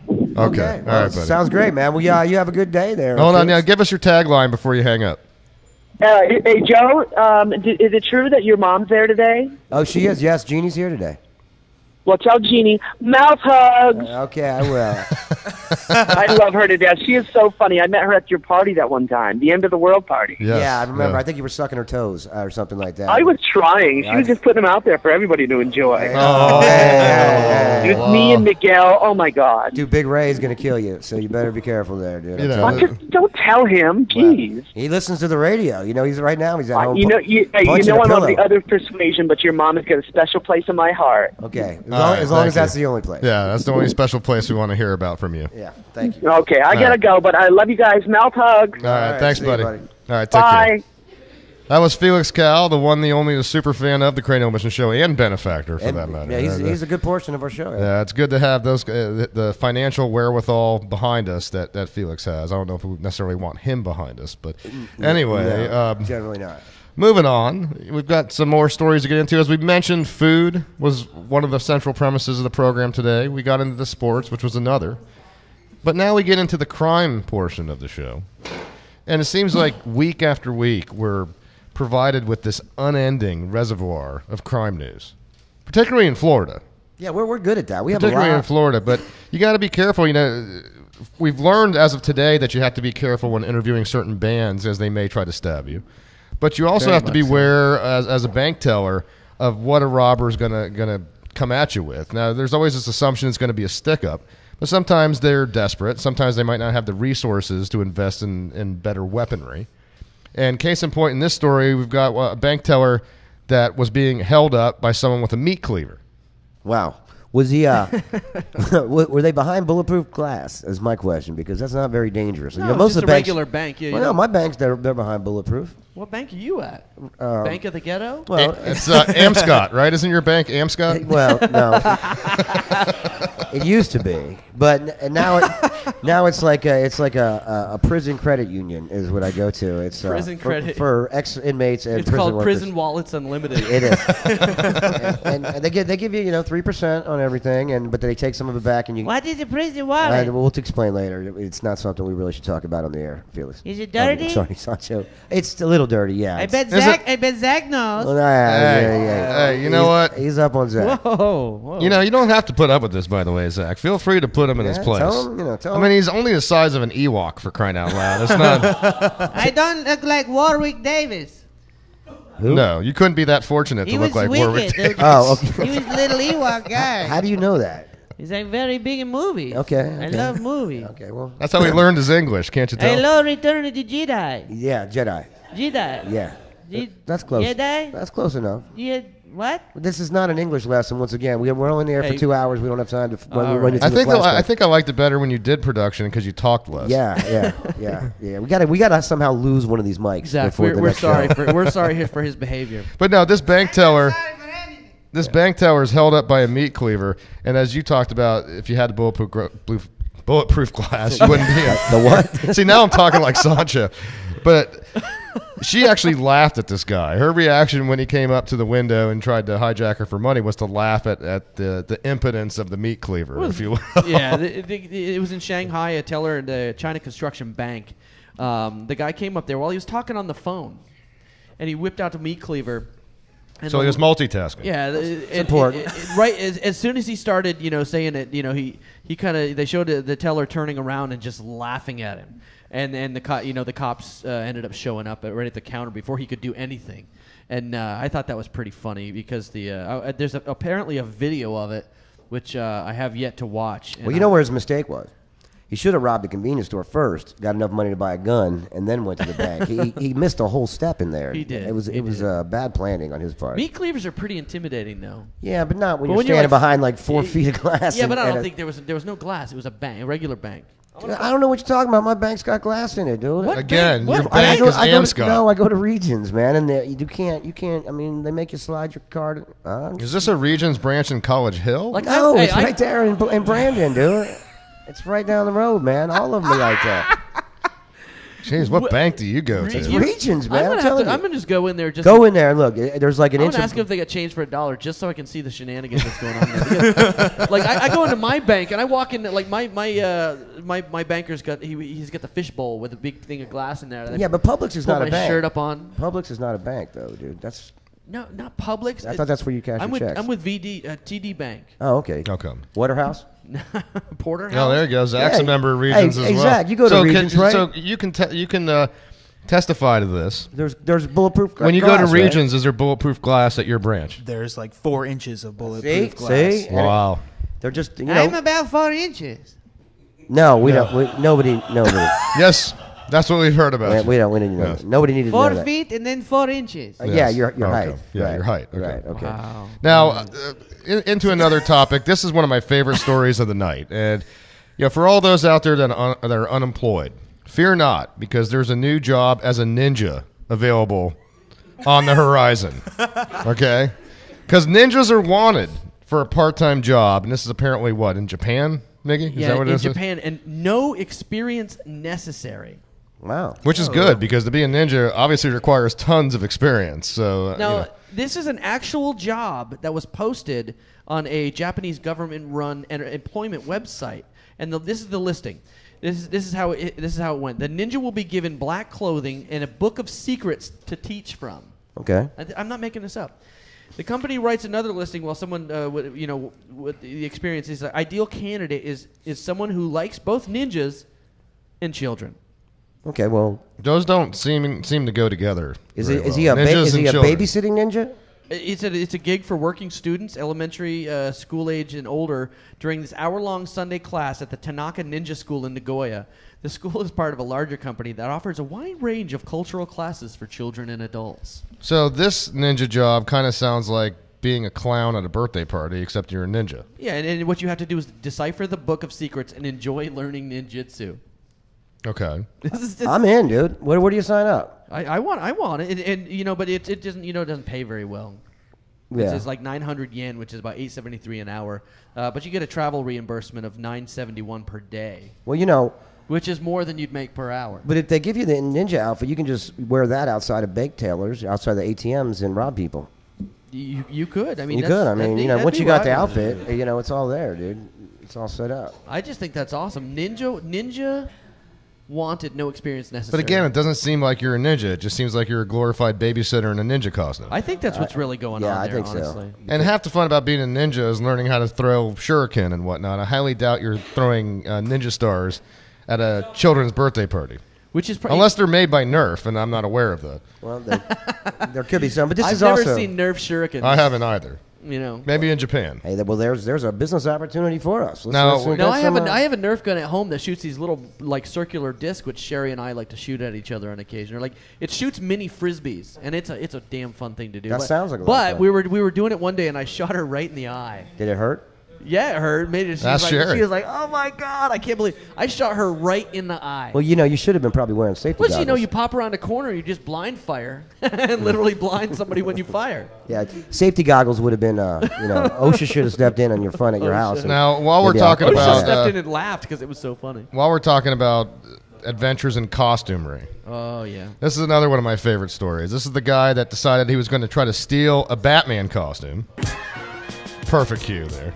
The Batman costume. And here's the best part. He stole it from a thrift store, but when he tried to steal the Batman costume, he was wearing a thong. Yep. And nothing but a thong. Nope.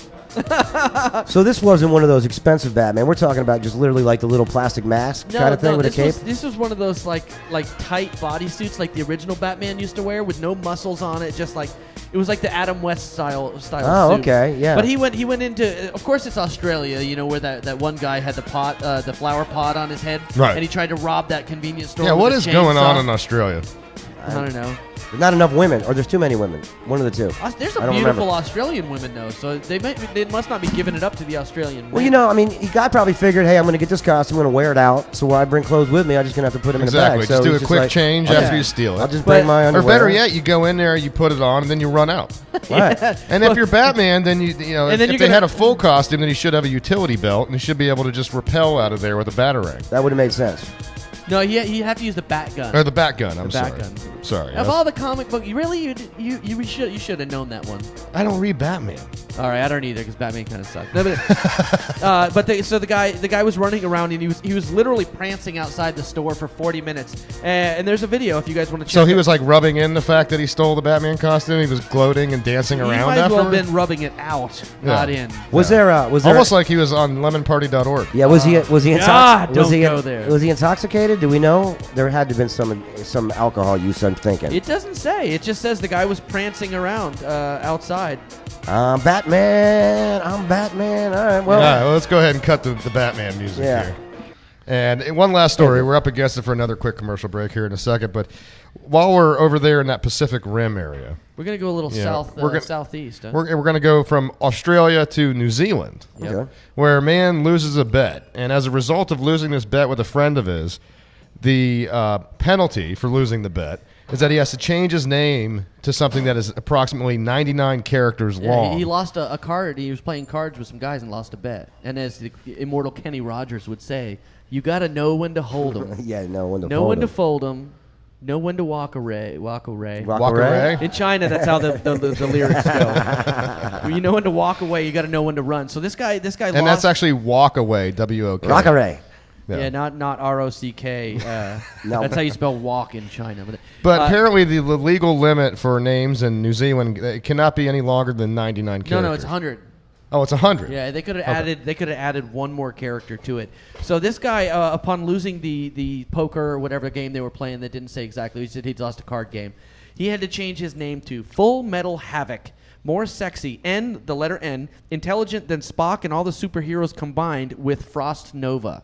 One more time. His new name is Full Metal Havoc, more sexy and intelligent than Spock and all the superheroes combined with Frost Nova. So what would his nickname be with all of that?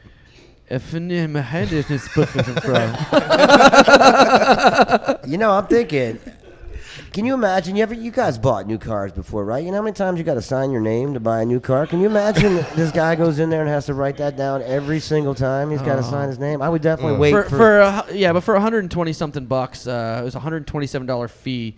He can cough up that money, and he can legally change his name back to whatever the But heck how it long was has he got to for. hold his name? Was there a limit on it, like a year or something, or? It doesn't say. Yeah, he could probably withstand buying a car for a short time. He made the change several years ago, so he's obviously had it for a little while. But it didn't come into full need until he had to change his passport. Is what it was. Oh, could you imagine what that passport looks like? Oh, can you imagine going through the? They would Could look you at you imagine- like you're crazy. Yeah, dude. you They'd go be- into another country like China or somewhere, and they're like, they open your passport and we're like, what the? Yeah, what would suck is if you're traveling internationally and you're being interrogated. Yeah. And you have a very small amount of time to spit your name out. I mean, by the time you get halfway into Full Metal Havoc, more sexy and intelligent. It's like, Spock, shut up! Combined with Frost Nova. Dear God, man. Yeah, This is the- name and serial number only, Hey, huh? It's I like, think the KGB would have a field day with that dude. That's crazy. What dude. is your name? It's very long. You're going to have to give me a second before you slap the crap out of me. Full Metal Havoc, more sexy and intelligent. Smack! Well, Damn. Well, I think we're up against it there, guys. Aren't we? up against a quick commercial break. For those out there, stay with us. We'll be right back after this.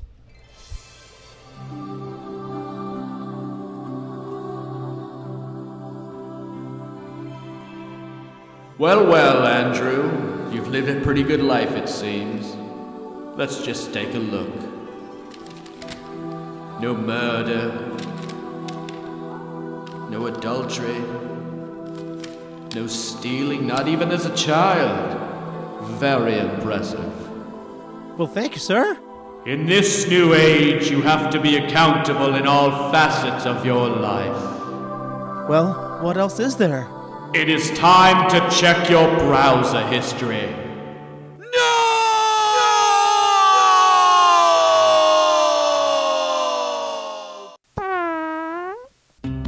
A dirty browser history may keep you out of heaven, but don't let it ruin your legacy here on Earth.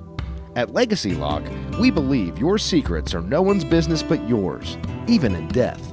Our patented heart monitor notifies operators the moment of your passing within minutes, so Legacy Lock teams can swarm on your home and office, removing any embarrassing material.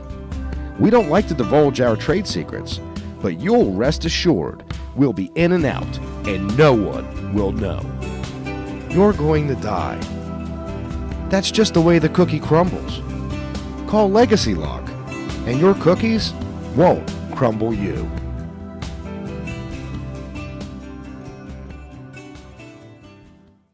Now I know there's some bitches out there with some nappy ass talents that need to go get their nails did.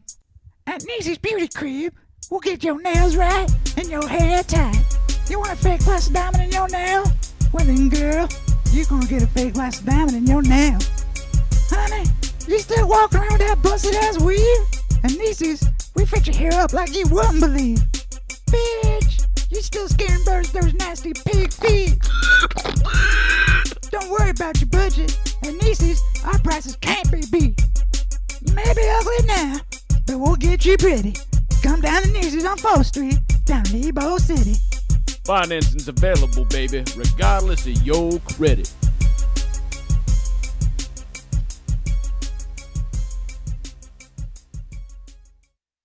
When I get a break from gallivanting around the world, checking out all them fancy sports, I like to hang out with my boys at the Cranial Mission Show, because they know how to get some trim. Yeah, welcome back to the Cranial Mission Show, folks. Still only 2 segments left, the penultimate segment of the program. If you want to call in, you can do so, 813-NEW-TALK.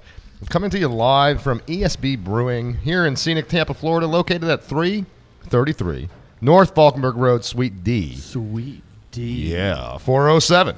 And we've got a food truck here today. We've got hot box steamed cheeseburgers here to provide you with all the nourishment that you need, along with your barley and wheat requirement with the beer. Maple syrup. Oh, some maple syrup. I want maple syrup. That's a real delicacy in prison, but I digress. Anyway, after the commercial break, we've got some more stories here to get into. Lemonparty.org. And this is a very ambiguously gay-themed show today, which is nothing unusual for us. But anyway, I am a sapsucker. Well, you are from Vermont. So. I have been known to hit up some trees and drink some of the sap. Yeah. You've definitely been known to hit up some trees in the wintertime. But while we're on the topic of Australia, New Zealand, that Pacific Rim area, I've got one more Australian story here, and this was interesting to me because it's a reflection of the demeanor of some of these people that you run into. Let's face it, Australia raises some tough people. It's a tough environment there, very diverse continent, and a lot of dangerous animals on this continent, that's for sure. Some of the deadliest animals in the world. Yes. An Australian man was bitten, I should say, by a deadly snake, and afterward decides to, call the paramedics and then grabs a beer? Yeah, he called the paramedics. I think, tell us why you got bit by the snake. I didn't get bit by the snake. Yeah, but the Australian guy did. Oh, right. Right, that's right, the Australian guy. I've got bit by the snake because I was looking in the bush. In the bush. Nailed it. Now you put me on the spot there. That was tough. I mean, I don't know. Was this a segment that we talked about? Through the bush. You have been told that you look like the crocodile hunter. I did. Oh, crikey. Or something. You do have an uncanny resemblance to Steve Irwin when you grow the hair out. Anyway. I do. I really should. You'd try to collect something. I mean, all you need is a stingray sticking out of your chest. Shot to the heart, and you're to blame. All right, come on. Let's not make fun of Steve now. I love Steve. He's a good guy. I'll name my kid Bindi. Bindi. I don't understand why Steve Irwin has to be the barb of your jokes. I really don't. Very poor. Very poor. Man, that stings. That way just Hey, that hit me right in the heart. Yeah. Oh Lord, that one cuts deep. All right, I'm sorry to Steve Irwin's boy, we family. can just keep going all day. They're going to talk about beating the dead Ray. Oh God! All Anyway, right. So okay, this guy, this is one of the toughest Australian stories. This guy got bit by an eastern brown snake. Poisonous? And they're one of the most poisonous snakes in the world that are found in Australia.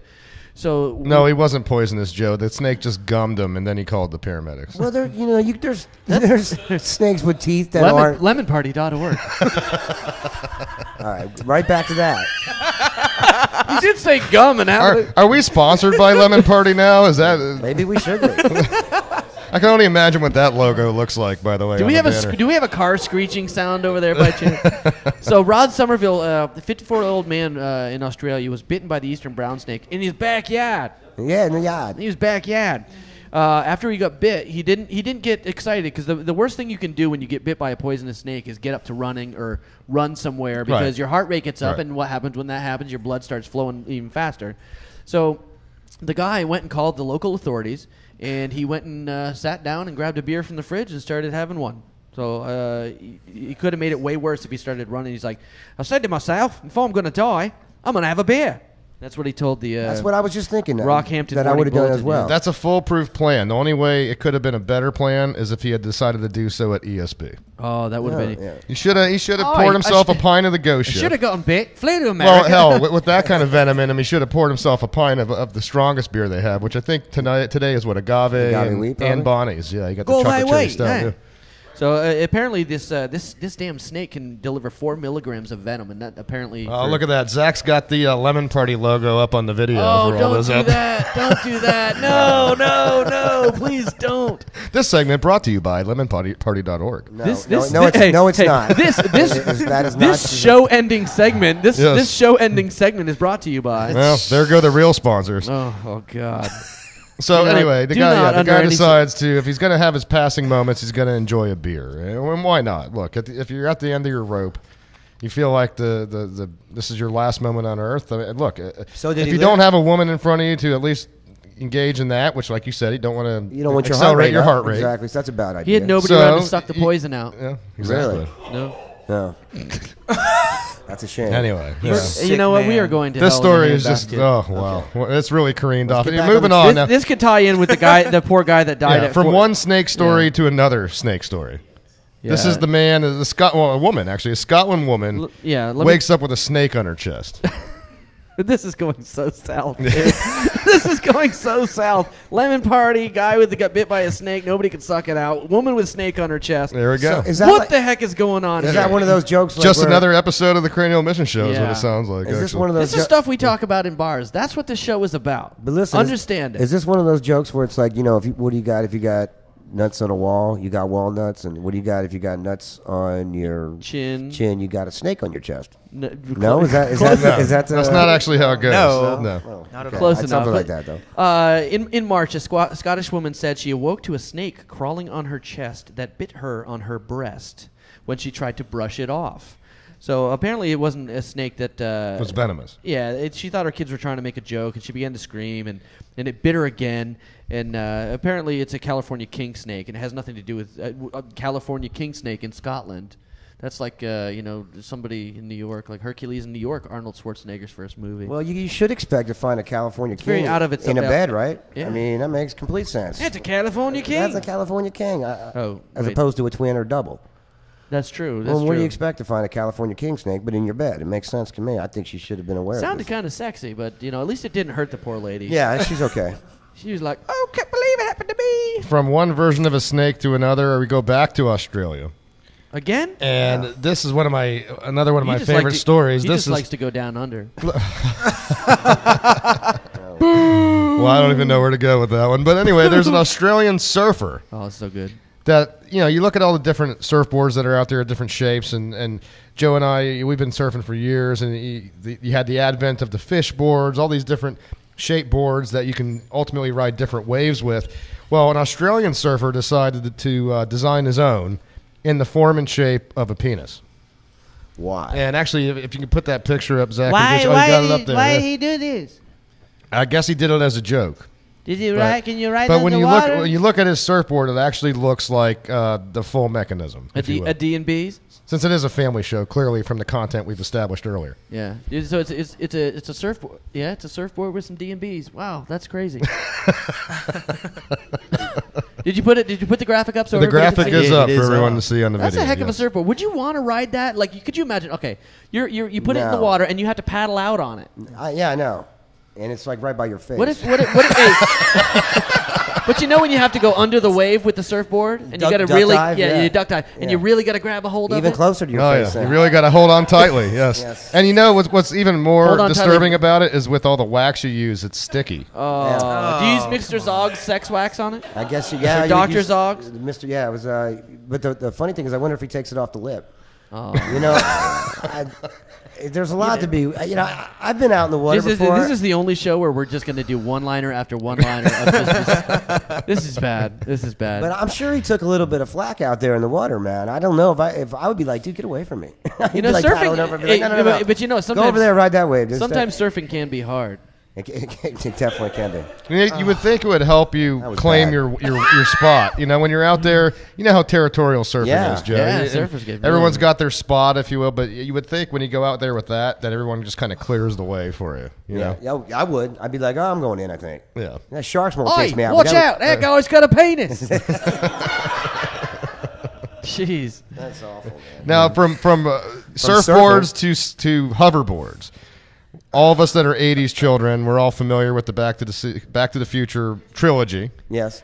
And you had the hoverboard, and when they talked about the future and the Cubs winning the World Yeah, the Series hoverboard and all and the this stuff, Nike, you had those right. Nike shoes that lace themselves. That's right. We still haven't seen those. No, but- no. You but have there's seen those. Have you? The Nikes that will called- tighten themselves. Yeah. It's called Velcro. No. They have these Nike shoes. Look it up. They have these Nike shoes that kind of tighten themselves. It's insane. The pump? Yeah.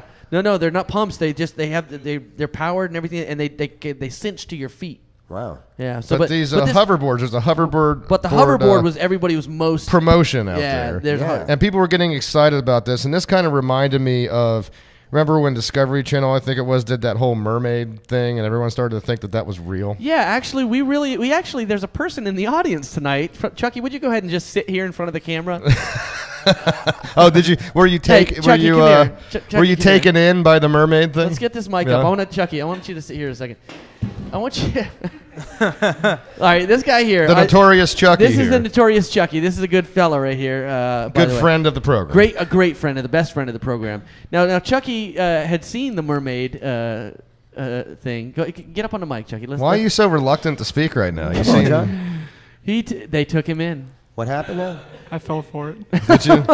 So I guess you never saw the movie Splash when you were younger? I did. You were Daryl Hannah. What's your name, Daryl? Oh, you're talking about that mermaid show on TV? That was on Discovery. I fell for it. I fell for it do too. you dude. remember? Do you remember the story about the Gordon Ramsay midget porn star who was found dead in a badger den? Yes. I He told me believe about it. believe that story, and it was fake. So Really? everybody can be taken in Okay, by a false okay. story. I wanted to believe No, it. have you seen it? It was actually believing it. I mean, I believe No, it. I've seen the documentary and I found it completely unbelievable. Sometimes when you're sometimes you're really high and you believe a lot of things. That is true. That's I mean, it my does- excuse. It does beg the question: what were you doing prior to watching? I'm the Mermaid smoking Show? But from the mermaids back to the Future hoverboard here, there was a promotional effort with this to convince people that this was a real device. Yeah, that this was something you could actually buy online, and they found notable stars like Tony Hawk and all these different people that endorsed this thing like it was real, to the point where it engendered a ton of support and excitement about this thing. But in fact, it was just a hoax. Yeah, they got everybody involved from they had Doc on there, Christopher Lloyd, as the guy that was bringing in the product, and the company was called HUVR Hoverboard, and it looked just like a normal board, but they had Tony Hawk, they had all these different people in there. It was insane. So, but I tell you what, let me try. I'm looking for some of the people that are on here. They had Schoolie D, they had Moby, Terrell Owens, Tony Hawk. Agnes Bruckner, I don't know. Come who on, that Terrell is. Owens will endorse anything nowadays. T.O. And it's like, they were asking T.O., is this for real? He's like, it's my hoverboard. Oh, my quarterback. Yeah, I it's get it. my quarterback. So what are these things for real or not? No, that's not real. And everybody believed it. Didn't they have one back in the 80s? It go very high, but it was No. like no. No. I could have sworn. No, they there's had never like been a hoverboard. No. No, it wasn't. No, I've real- heard it the same- wasn't- It wasn't a legit hoverboard. It didn't even go that high. It was just like it went like very low. We have yet It was like a to magnet on the master bottom. dark matter What would it technology. be? It's not happening yet. No. If you had a hoverboard like that with magnets, you'd have to have the reverse magnets on the bottom. But it'd be forcing it so far other way. There was a whole bunch of recalls because it didn't work very well. I don't Because it didn't work at all. Exactly. Yeah, it didn't work at all. but they did have it. I remember the kid growing up. They had a hoverboard commercial. It doesn't exist. I'm gonna have to look for that. All right. Look it up. Do you remember the diet pill called AIDS back in the day? No. It was a diet pill. Look it up. It's called AIDS. AYDES. They went out of business quick. They went out of business really quick in the 80s. I wonder why. Like, oh, I gotta try our product. Hey, there's a mysterious virus coming out of Africa from people that are monkeys, and that'll blow over. Just go with it. Just go with it. Yeah, it'll help you lose weight. It's a flash in the pan. All right, well, guys, But we're up check- against yeah, another we are commercial from- break here, so we got to get into it. Chucky, thank you very much for joining Thank us on you, the program Chuckster. tonight, Chucky, man. thanks Very- for your very special guest. nativity. Very welcome. One last segment left after this break, so you out there, all you Craniacs, stay with us. We'll be right back after this. Wow.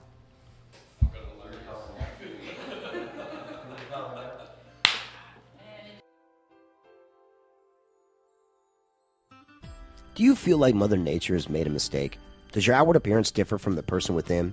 The Gender Reassignment Center may have a solution for you. Dr. Les Johnson is the leading expert in sex reassignment surgery. So if you suffer from gender identity disorder, why not call our office for a free consultation? Hi, I'm Susan, but I wasn't born that way. Dr. Les Johnson performed a vaginoplasty and Adam's apple shaving that would fool even the most sober of men. The recovery period exceeded my expectations, and the best of all, I don't have to grow out a thick bush to hide that unwanted scar tissue. Whether I want to go with a landing strip or a Brazilian, my vajayjay is A-OK. The Gender Reassignment Center offers affordable pay plans and can assist with relocation for those seeking a new start. So call us at 1-555-NEW-UNIT to begin your transformation.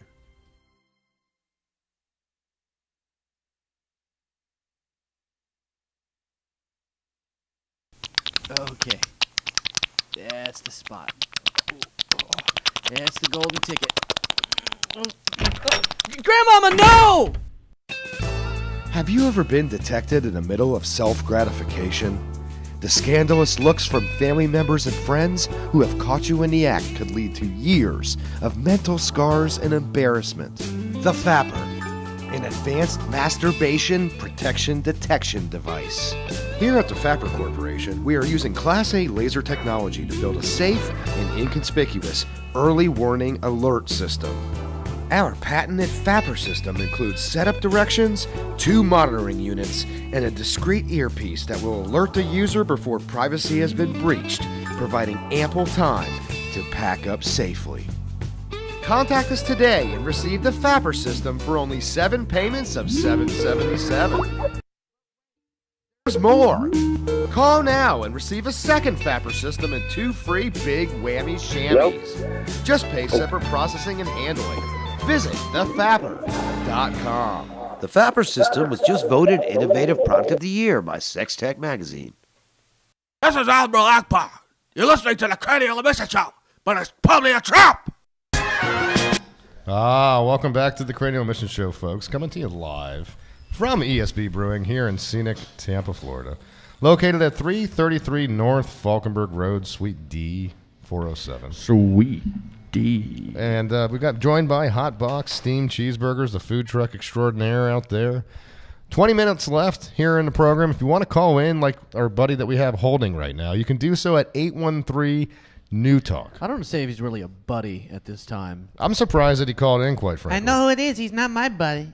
You know, he was your bitch, but then he disappeared. He Yeah, was he's supposed supposed to to be your... getting beer and doing what I say. Yeah, he was supposed to be your I wrote studio the bitch. contract on the napkin. Well, there you go, From right the there. Gaylord Palms Hotel. It's And beautiful now napkin. Sancho is my bitch. You know, quiet your mouth. I swear to God. Thank you. Turn the microphone off for Sancho. I don't know why. How the hell does he keep getting microphones around here anyway? There's like 5 microphones. Yeah, but they here. should be turned off. Anytime Sancho roams around, I know he's hard to see, but anytime he wanders around, it should be turned off. Anyway, let's bring Nelson on. We've got Nelson on hold. Nelson, you there? Hey, what's going on, guys? Hey, buddy. You know, we're concerned about you because you were AWOL today. You were supposed to be here in the studio. As concerned as my beer not getting filled Exactly. up. I mean, who else is going to be our beer bitch other than TJ? Well, look.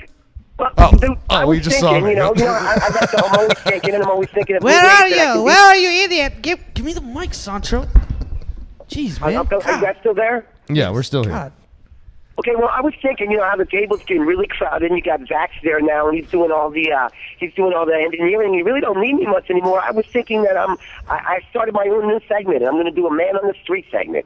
Really? Well, you kind of need to ask us before you start new stuff, man. Yeah, I mean, you decided this, but I don't remember being consulted about this. No, I left you an email. Did you not read my email? No, I didn't get an email from you. What did you send it to? I think I sent it to Sancho. Because I was asking his permission. That's why to we be left out didn't of get the it, show dude. So that I could go out and do my new segment. When has Sancho been a reliable source of information for us? Well, I mean, I'm indentured to his servitude, so I was thinking that this would be okay. I don't know. I'm just trying to do whatever I can to help the show. Well, if you're his indentured servant, I don't recall him giving you permission to do this new segment either. But I am intrigued by this. So you want to go and do a man on the street segment for the show? That sounds interesting. I don't know how well received you're going to be. It's but, got potential, I guess. I mean, the big question I have is, are they even going to understand a word you say to them on the street? He's not Sancho. Well, since Sorry, buddy. I've been taking voice lessons, and Yes. people have been saying that I've been sounding a lot better. But listen back to what we were saying about Sancho. Who's been saying you sound a lot better? Because they're lying to you. Well, last week when Sancho, I guess he was all red-eyed when I talked to him, and he said he was not really making much sense when we were speaking, but he said that it was okay, and he said that maybe this was a good idea. He said he didn't like me being there anyway. Sancho, do you actually remember talking to Nelson at the end of the show? Yes, you can actually take a microphone on now. No. Yeah, exactly. Of course not. He didn't give me anything. Nelson, the reason he was saying those things to you was because... And Zach isn't the boss. I am the boss. You're not the boss of anything. He's lying right now because we definitely had this conversation. I know we did, and he said that it was okay because he didn't want me there anyway. He's not lying. I never talked to you. He was stoned when he was talking to you because he decided to steal somebody's stash out of their car. I didn't know it was his. I didn't know I it don't was see how that's my problem, and that's not my fault. I made the call. I sent the emails. I did everything that I could do to stay, to be okay. So I think this is going to be a good segment, though, guys. He's lying. Okay, well, you know what? We're going to take this. We'll talk about this among ourselves. The triumvirate here will decide if that's something we're going to rubber stamp. So we'll think about this. He needs to build us some kind of... you need to give us some kind of outline in terms of what you're planning on doing. Well, I do. I have it. It's almost done. It's still in the studio right now. Some of the work I've done. But what studio? Next week I should have a segment that you can have a listen to before the show, and you can tell me whether you like it or not. So what studio are you doing this in? And don't say Jimmy Chin's, because you got one lesson at damn Jimmy Chin's friggin' voiceover actor school with your list. No, well, it's the studio that Gloria, Gloria sent me to when I was doing voiceover work for her. Gloria? Wait, what?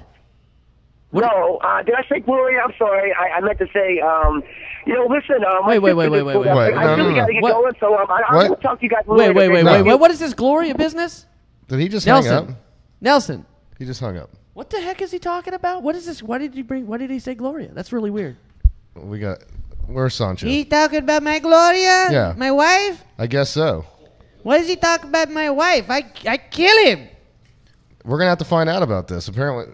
So Nelson was getting voiceover lessons from Gloria. No, he's off the phone. Doing dude. voiceover work for Gloria. I don't know. That's what it sounds like he said. We're gonna have to look into this. There's something. Seriously, we need to call Felix. We need to call Felix. The behind the scenes stuff that goes on around here, I honestly can't keep up with all this drama. Well, I don't know. You know what? It is okay. We don't have him to get us beers, but it's kind of nice not having him here. Yeah, it is. Yeah. Well, we were running out of room ever since we brought Zach on. Let's face it, we can afford to drop somebody out of here. We had to add another table, man. He annoys me, dude. He's definitely annoying. And this Jimmy Chin's like voiceover actor crap. He took one lesson. He took like this and this. He still talks like that. Yeah, well, he's working on it, though. We'll get him spent how much money on that stupid class from that guy? $2,000. And Jimmy Chin's not even close to around anymore. No. And meanwhile, now he's got these delusions of grandeur ever since he's taken this course to where he, in his mind, he's miraculously eliminated that lisp that he has. But yeah, I still hear it. Yeah. You know what I mean? I don't think it's gone yet, dude. But, I mean, he really should maybe pick a different line of work. I appreciate his tenacity, but... Well, sometimes you're just not given that gift, you know? While we're on the topic of tenacity, Joe. Yeah. This leads perfectly into another story that we have to talk about. This took place in Iowa, where a man's blood alcohol content was actually too high to register on the breathalyzer. Now, you talk about tenacity.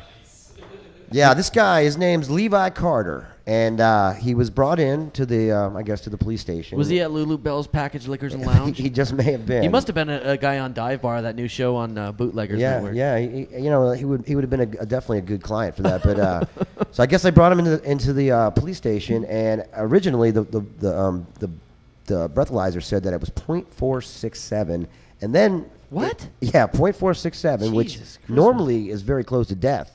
0.3 usually hits you somewhere in a coma. But then after the first initial reading of 0.467, it just said HI on it. I never seen a breathalyzer that just said high on it. He's just like, oh, no, you know what it stands for? Wholly intoxicated. Yeah. Highly intoxicated or something? Highly intoxicated. Yeah, he just went to high. It should have just said GD and like, God damn.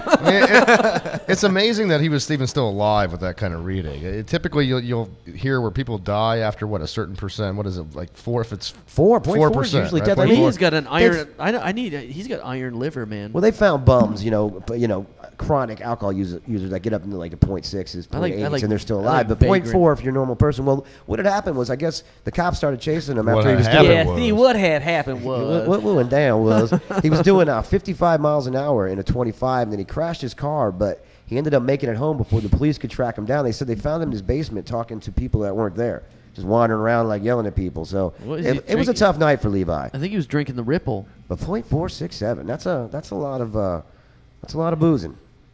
So let me tell you a story. This I'm going to jump into another story real quick about boozing guys, but this one is even it's really hard to see.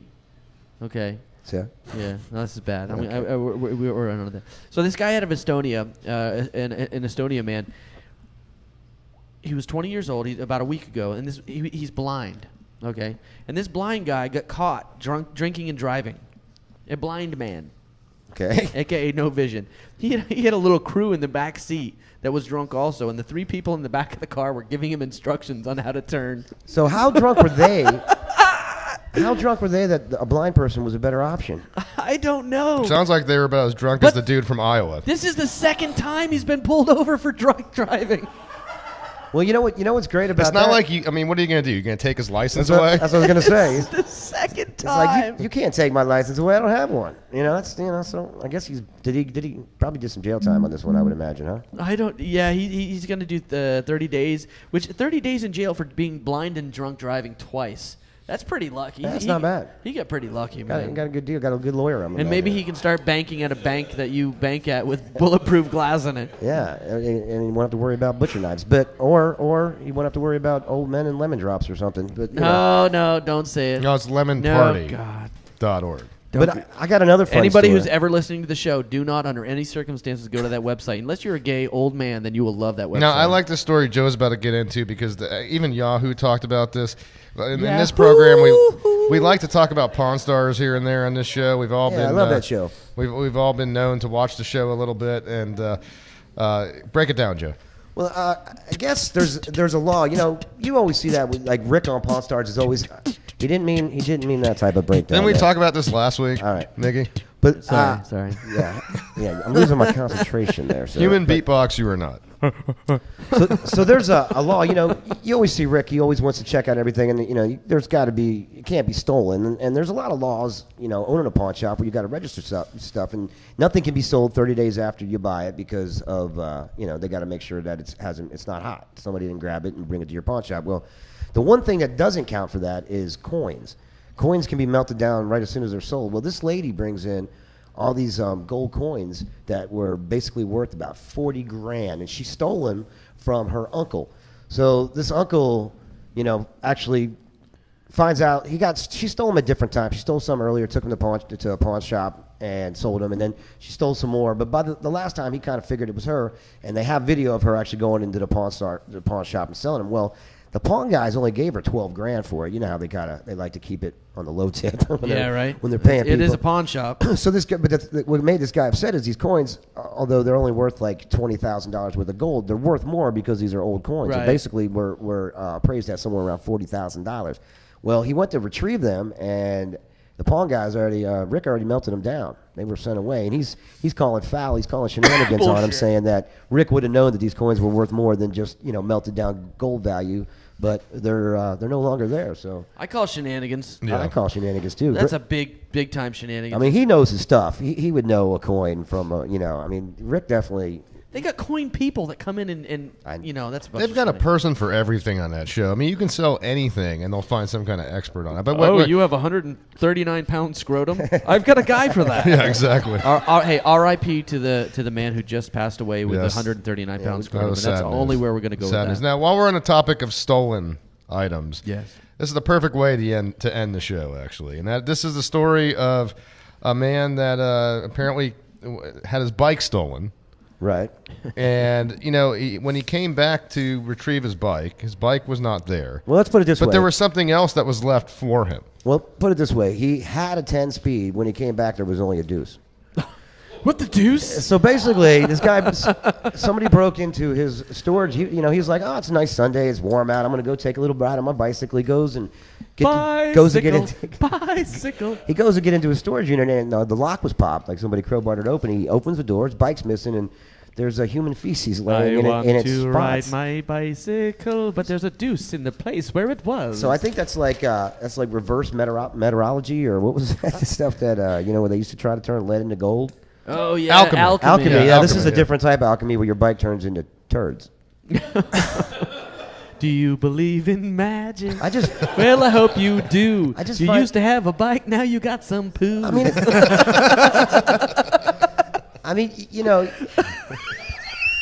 Well done, Miggy. Well done. I quit. It's not bad enough. At least we're ending on a high note. This is gross. Or maybe we're ending on a why brown you note. talk about fecal matter? But it's gross. But it's like adding insult to injury. I mean, it's enough. It wasn't enough that he stole the guy's bike. He had to leave a deuce there. I mean, Man, that's crappy. Or maybe he got in there and he was like, man, I got to go. I got to ride this bike a long way. I don't want to be stuck on the bike, so I might as well take care of business. I mean, look, when the adrenaline's pumping, when you're out there and you're going to steal a bike. Yeah.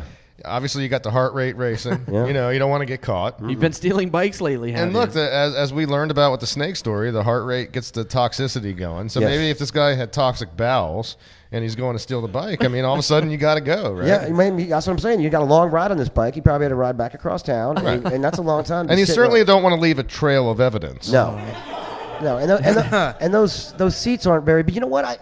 Maybe it was a banana They seat. hadn't brought this up, but I wonder if they could do some.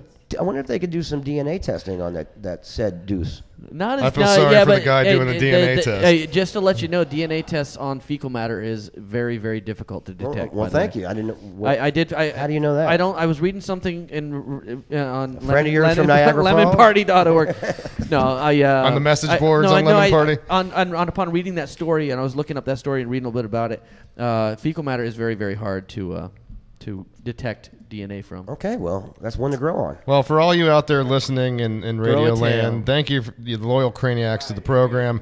Up against it, we're at the end of another program. So make sure you tune in next week because we'll be at our usual time on Friday from 7 to 9. This was a one-time thing. Yeah. You want to make sure that you come to ESB Brewing. Of course, Zach's fault. He's a jerk. He's got to. You want to support our good friend, the dude. illustrious TJ behind the bar. The illustrious our good TJ. friends, Bobby, Francis, and Simon that own ESB Brewing. So make sure you bring your tookus up here next Friday, 7 to 9, for some great beer and hopefully what will be radio that's maybe not as gutter-bound as this episode. Just a momentary PSA. Do not, under any circumstances, whoever you are listening to the show, and I hope you're good people, do not go to lemonparty.org. It's disgusting.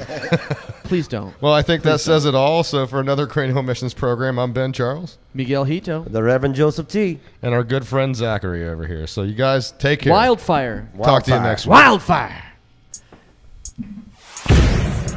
Hadra collision, X-ray double vision, Internet transmissions of the cranial emissions. Say goodbye to Miguel Hito and the Mr. BC. Don't forget about me.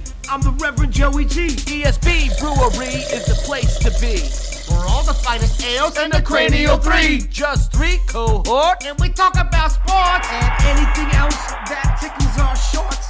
We won't refrain from talking the inane. 4 to 5 doctors say it won't rot your brain. We gotta be going, and we hope that you won't miss us. The bell has rung and the teacher has dismissed us. So don't be sad, cause there's no need to freak. We'll be coming out your speakers same time next week.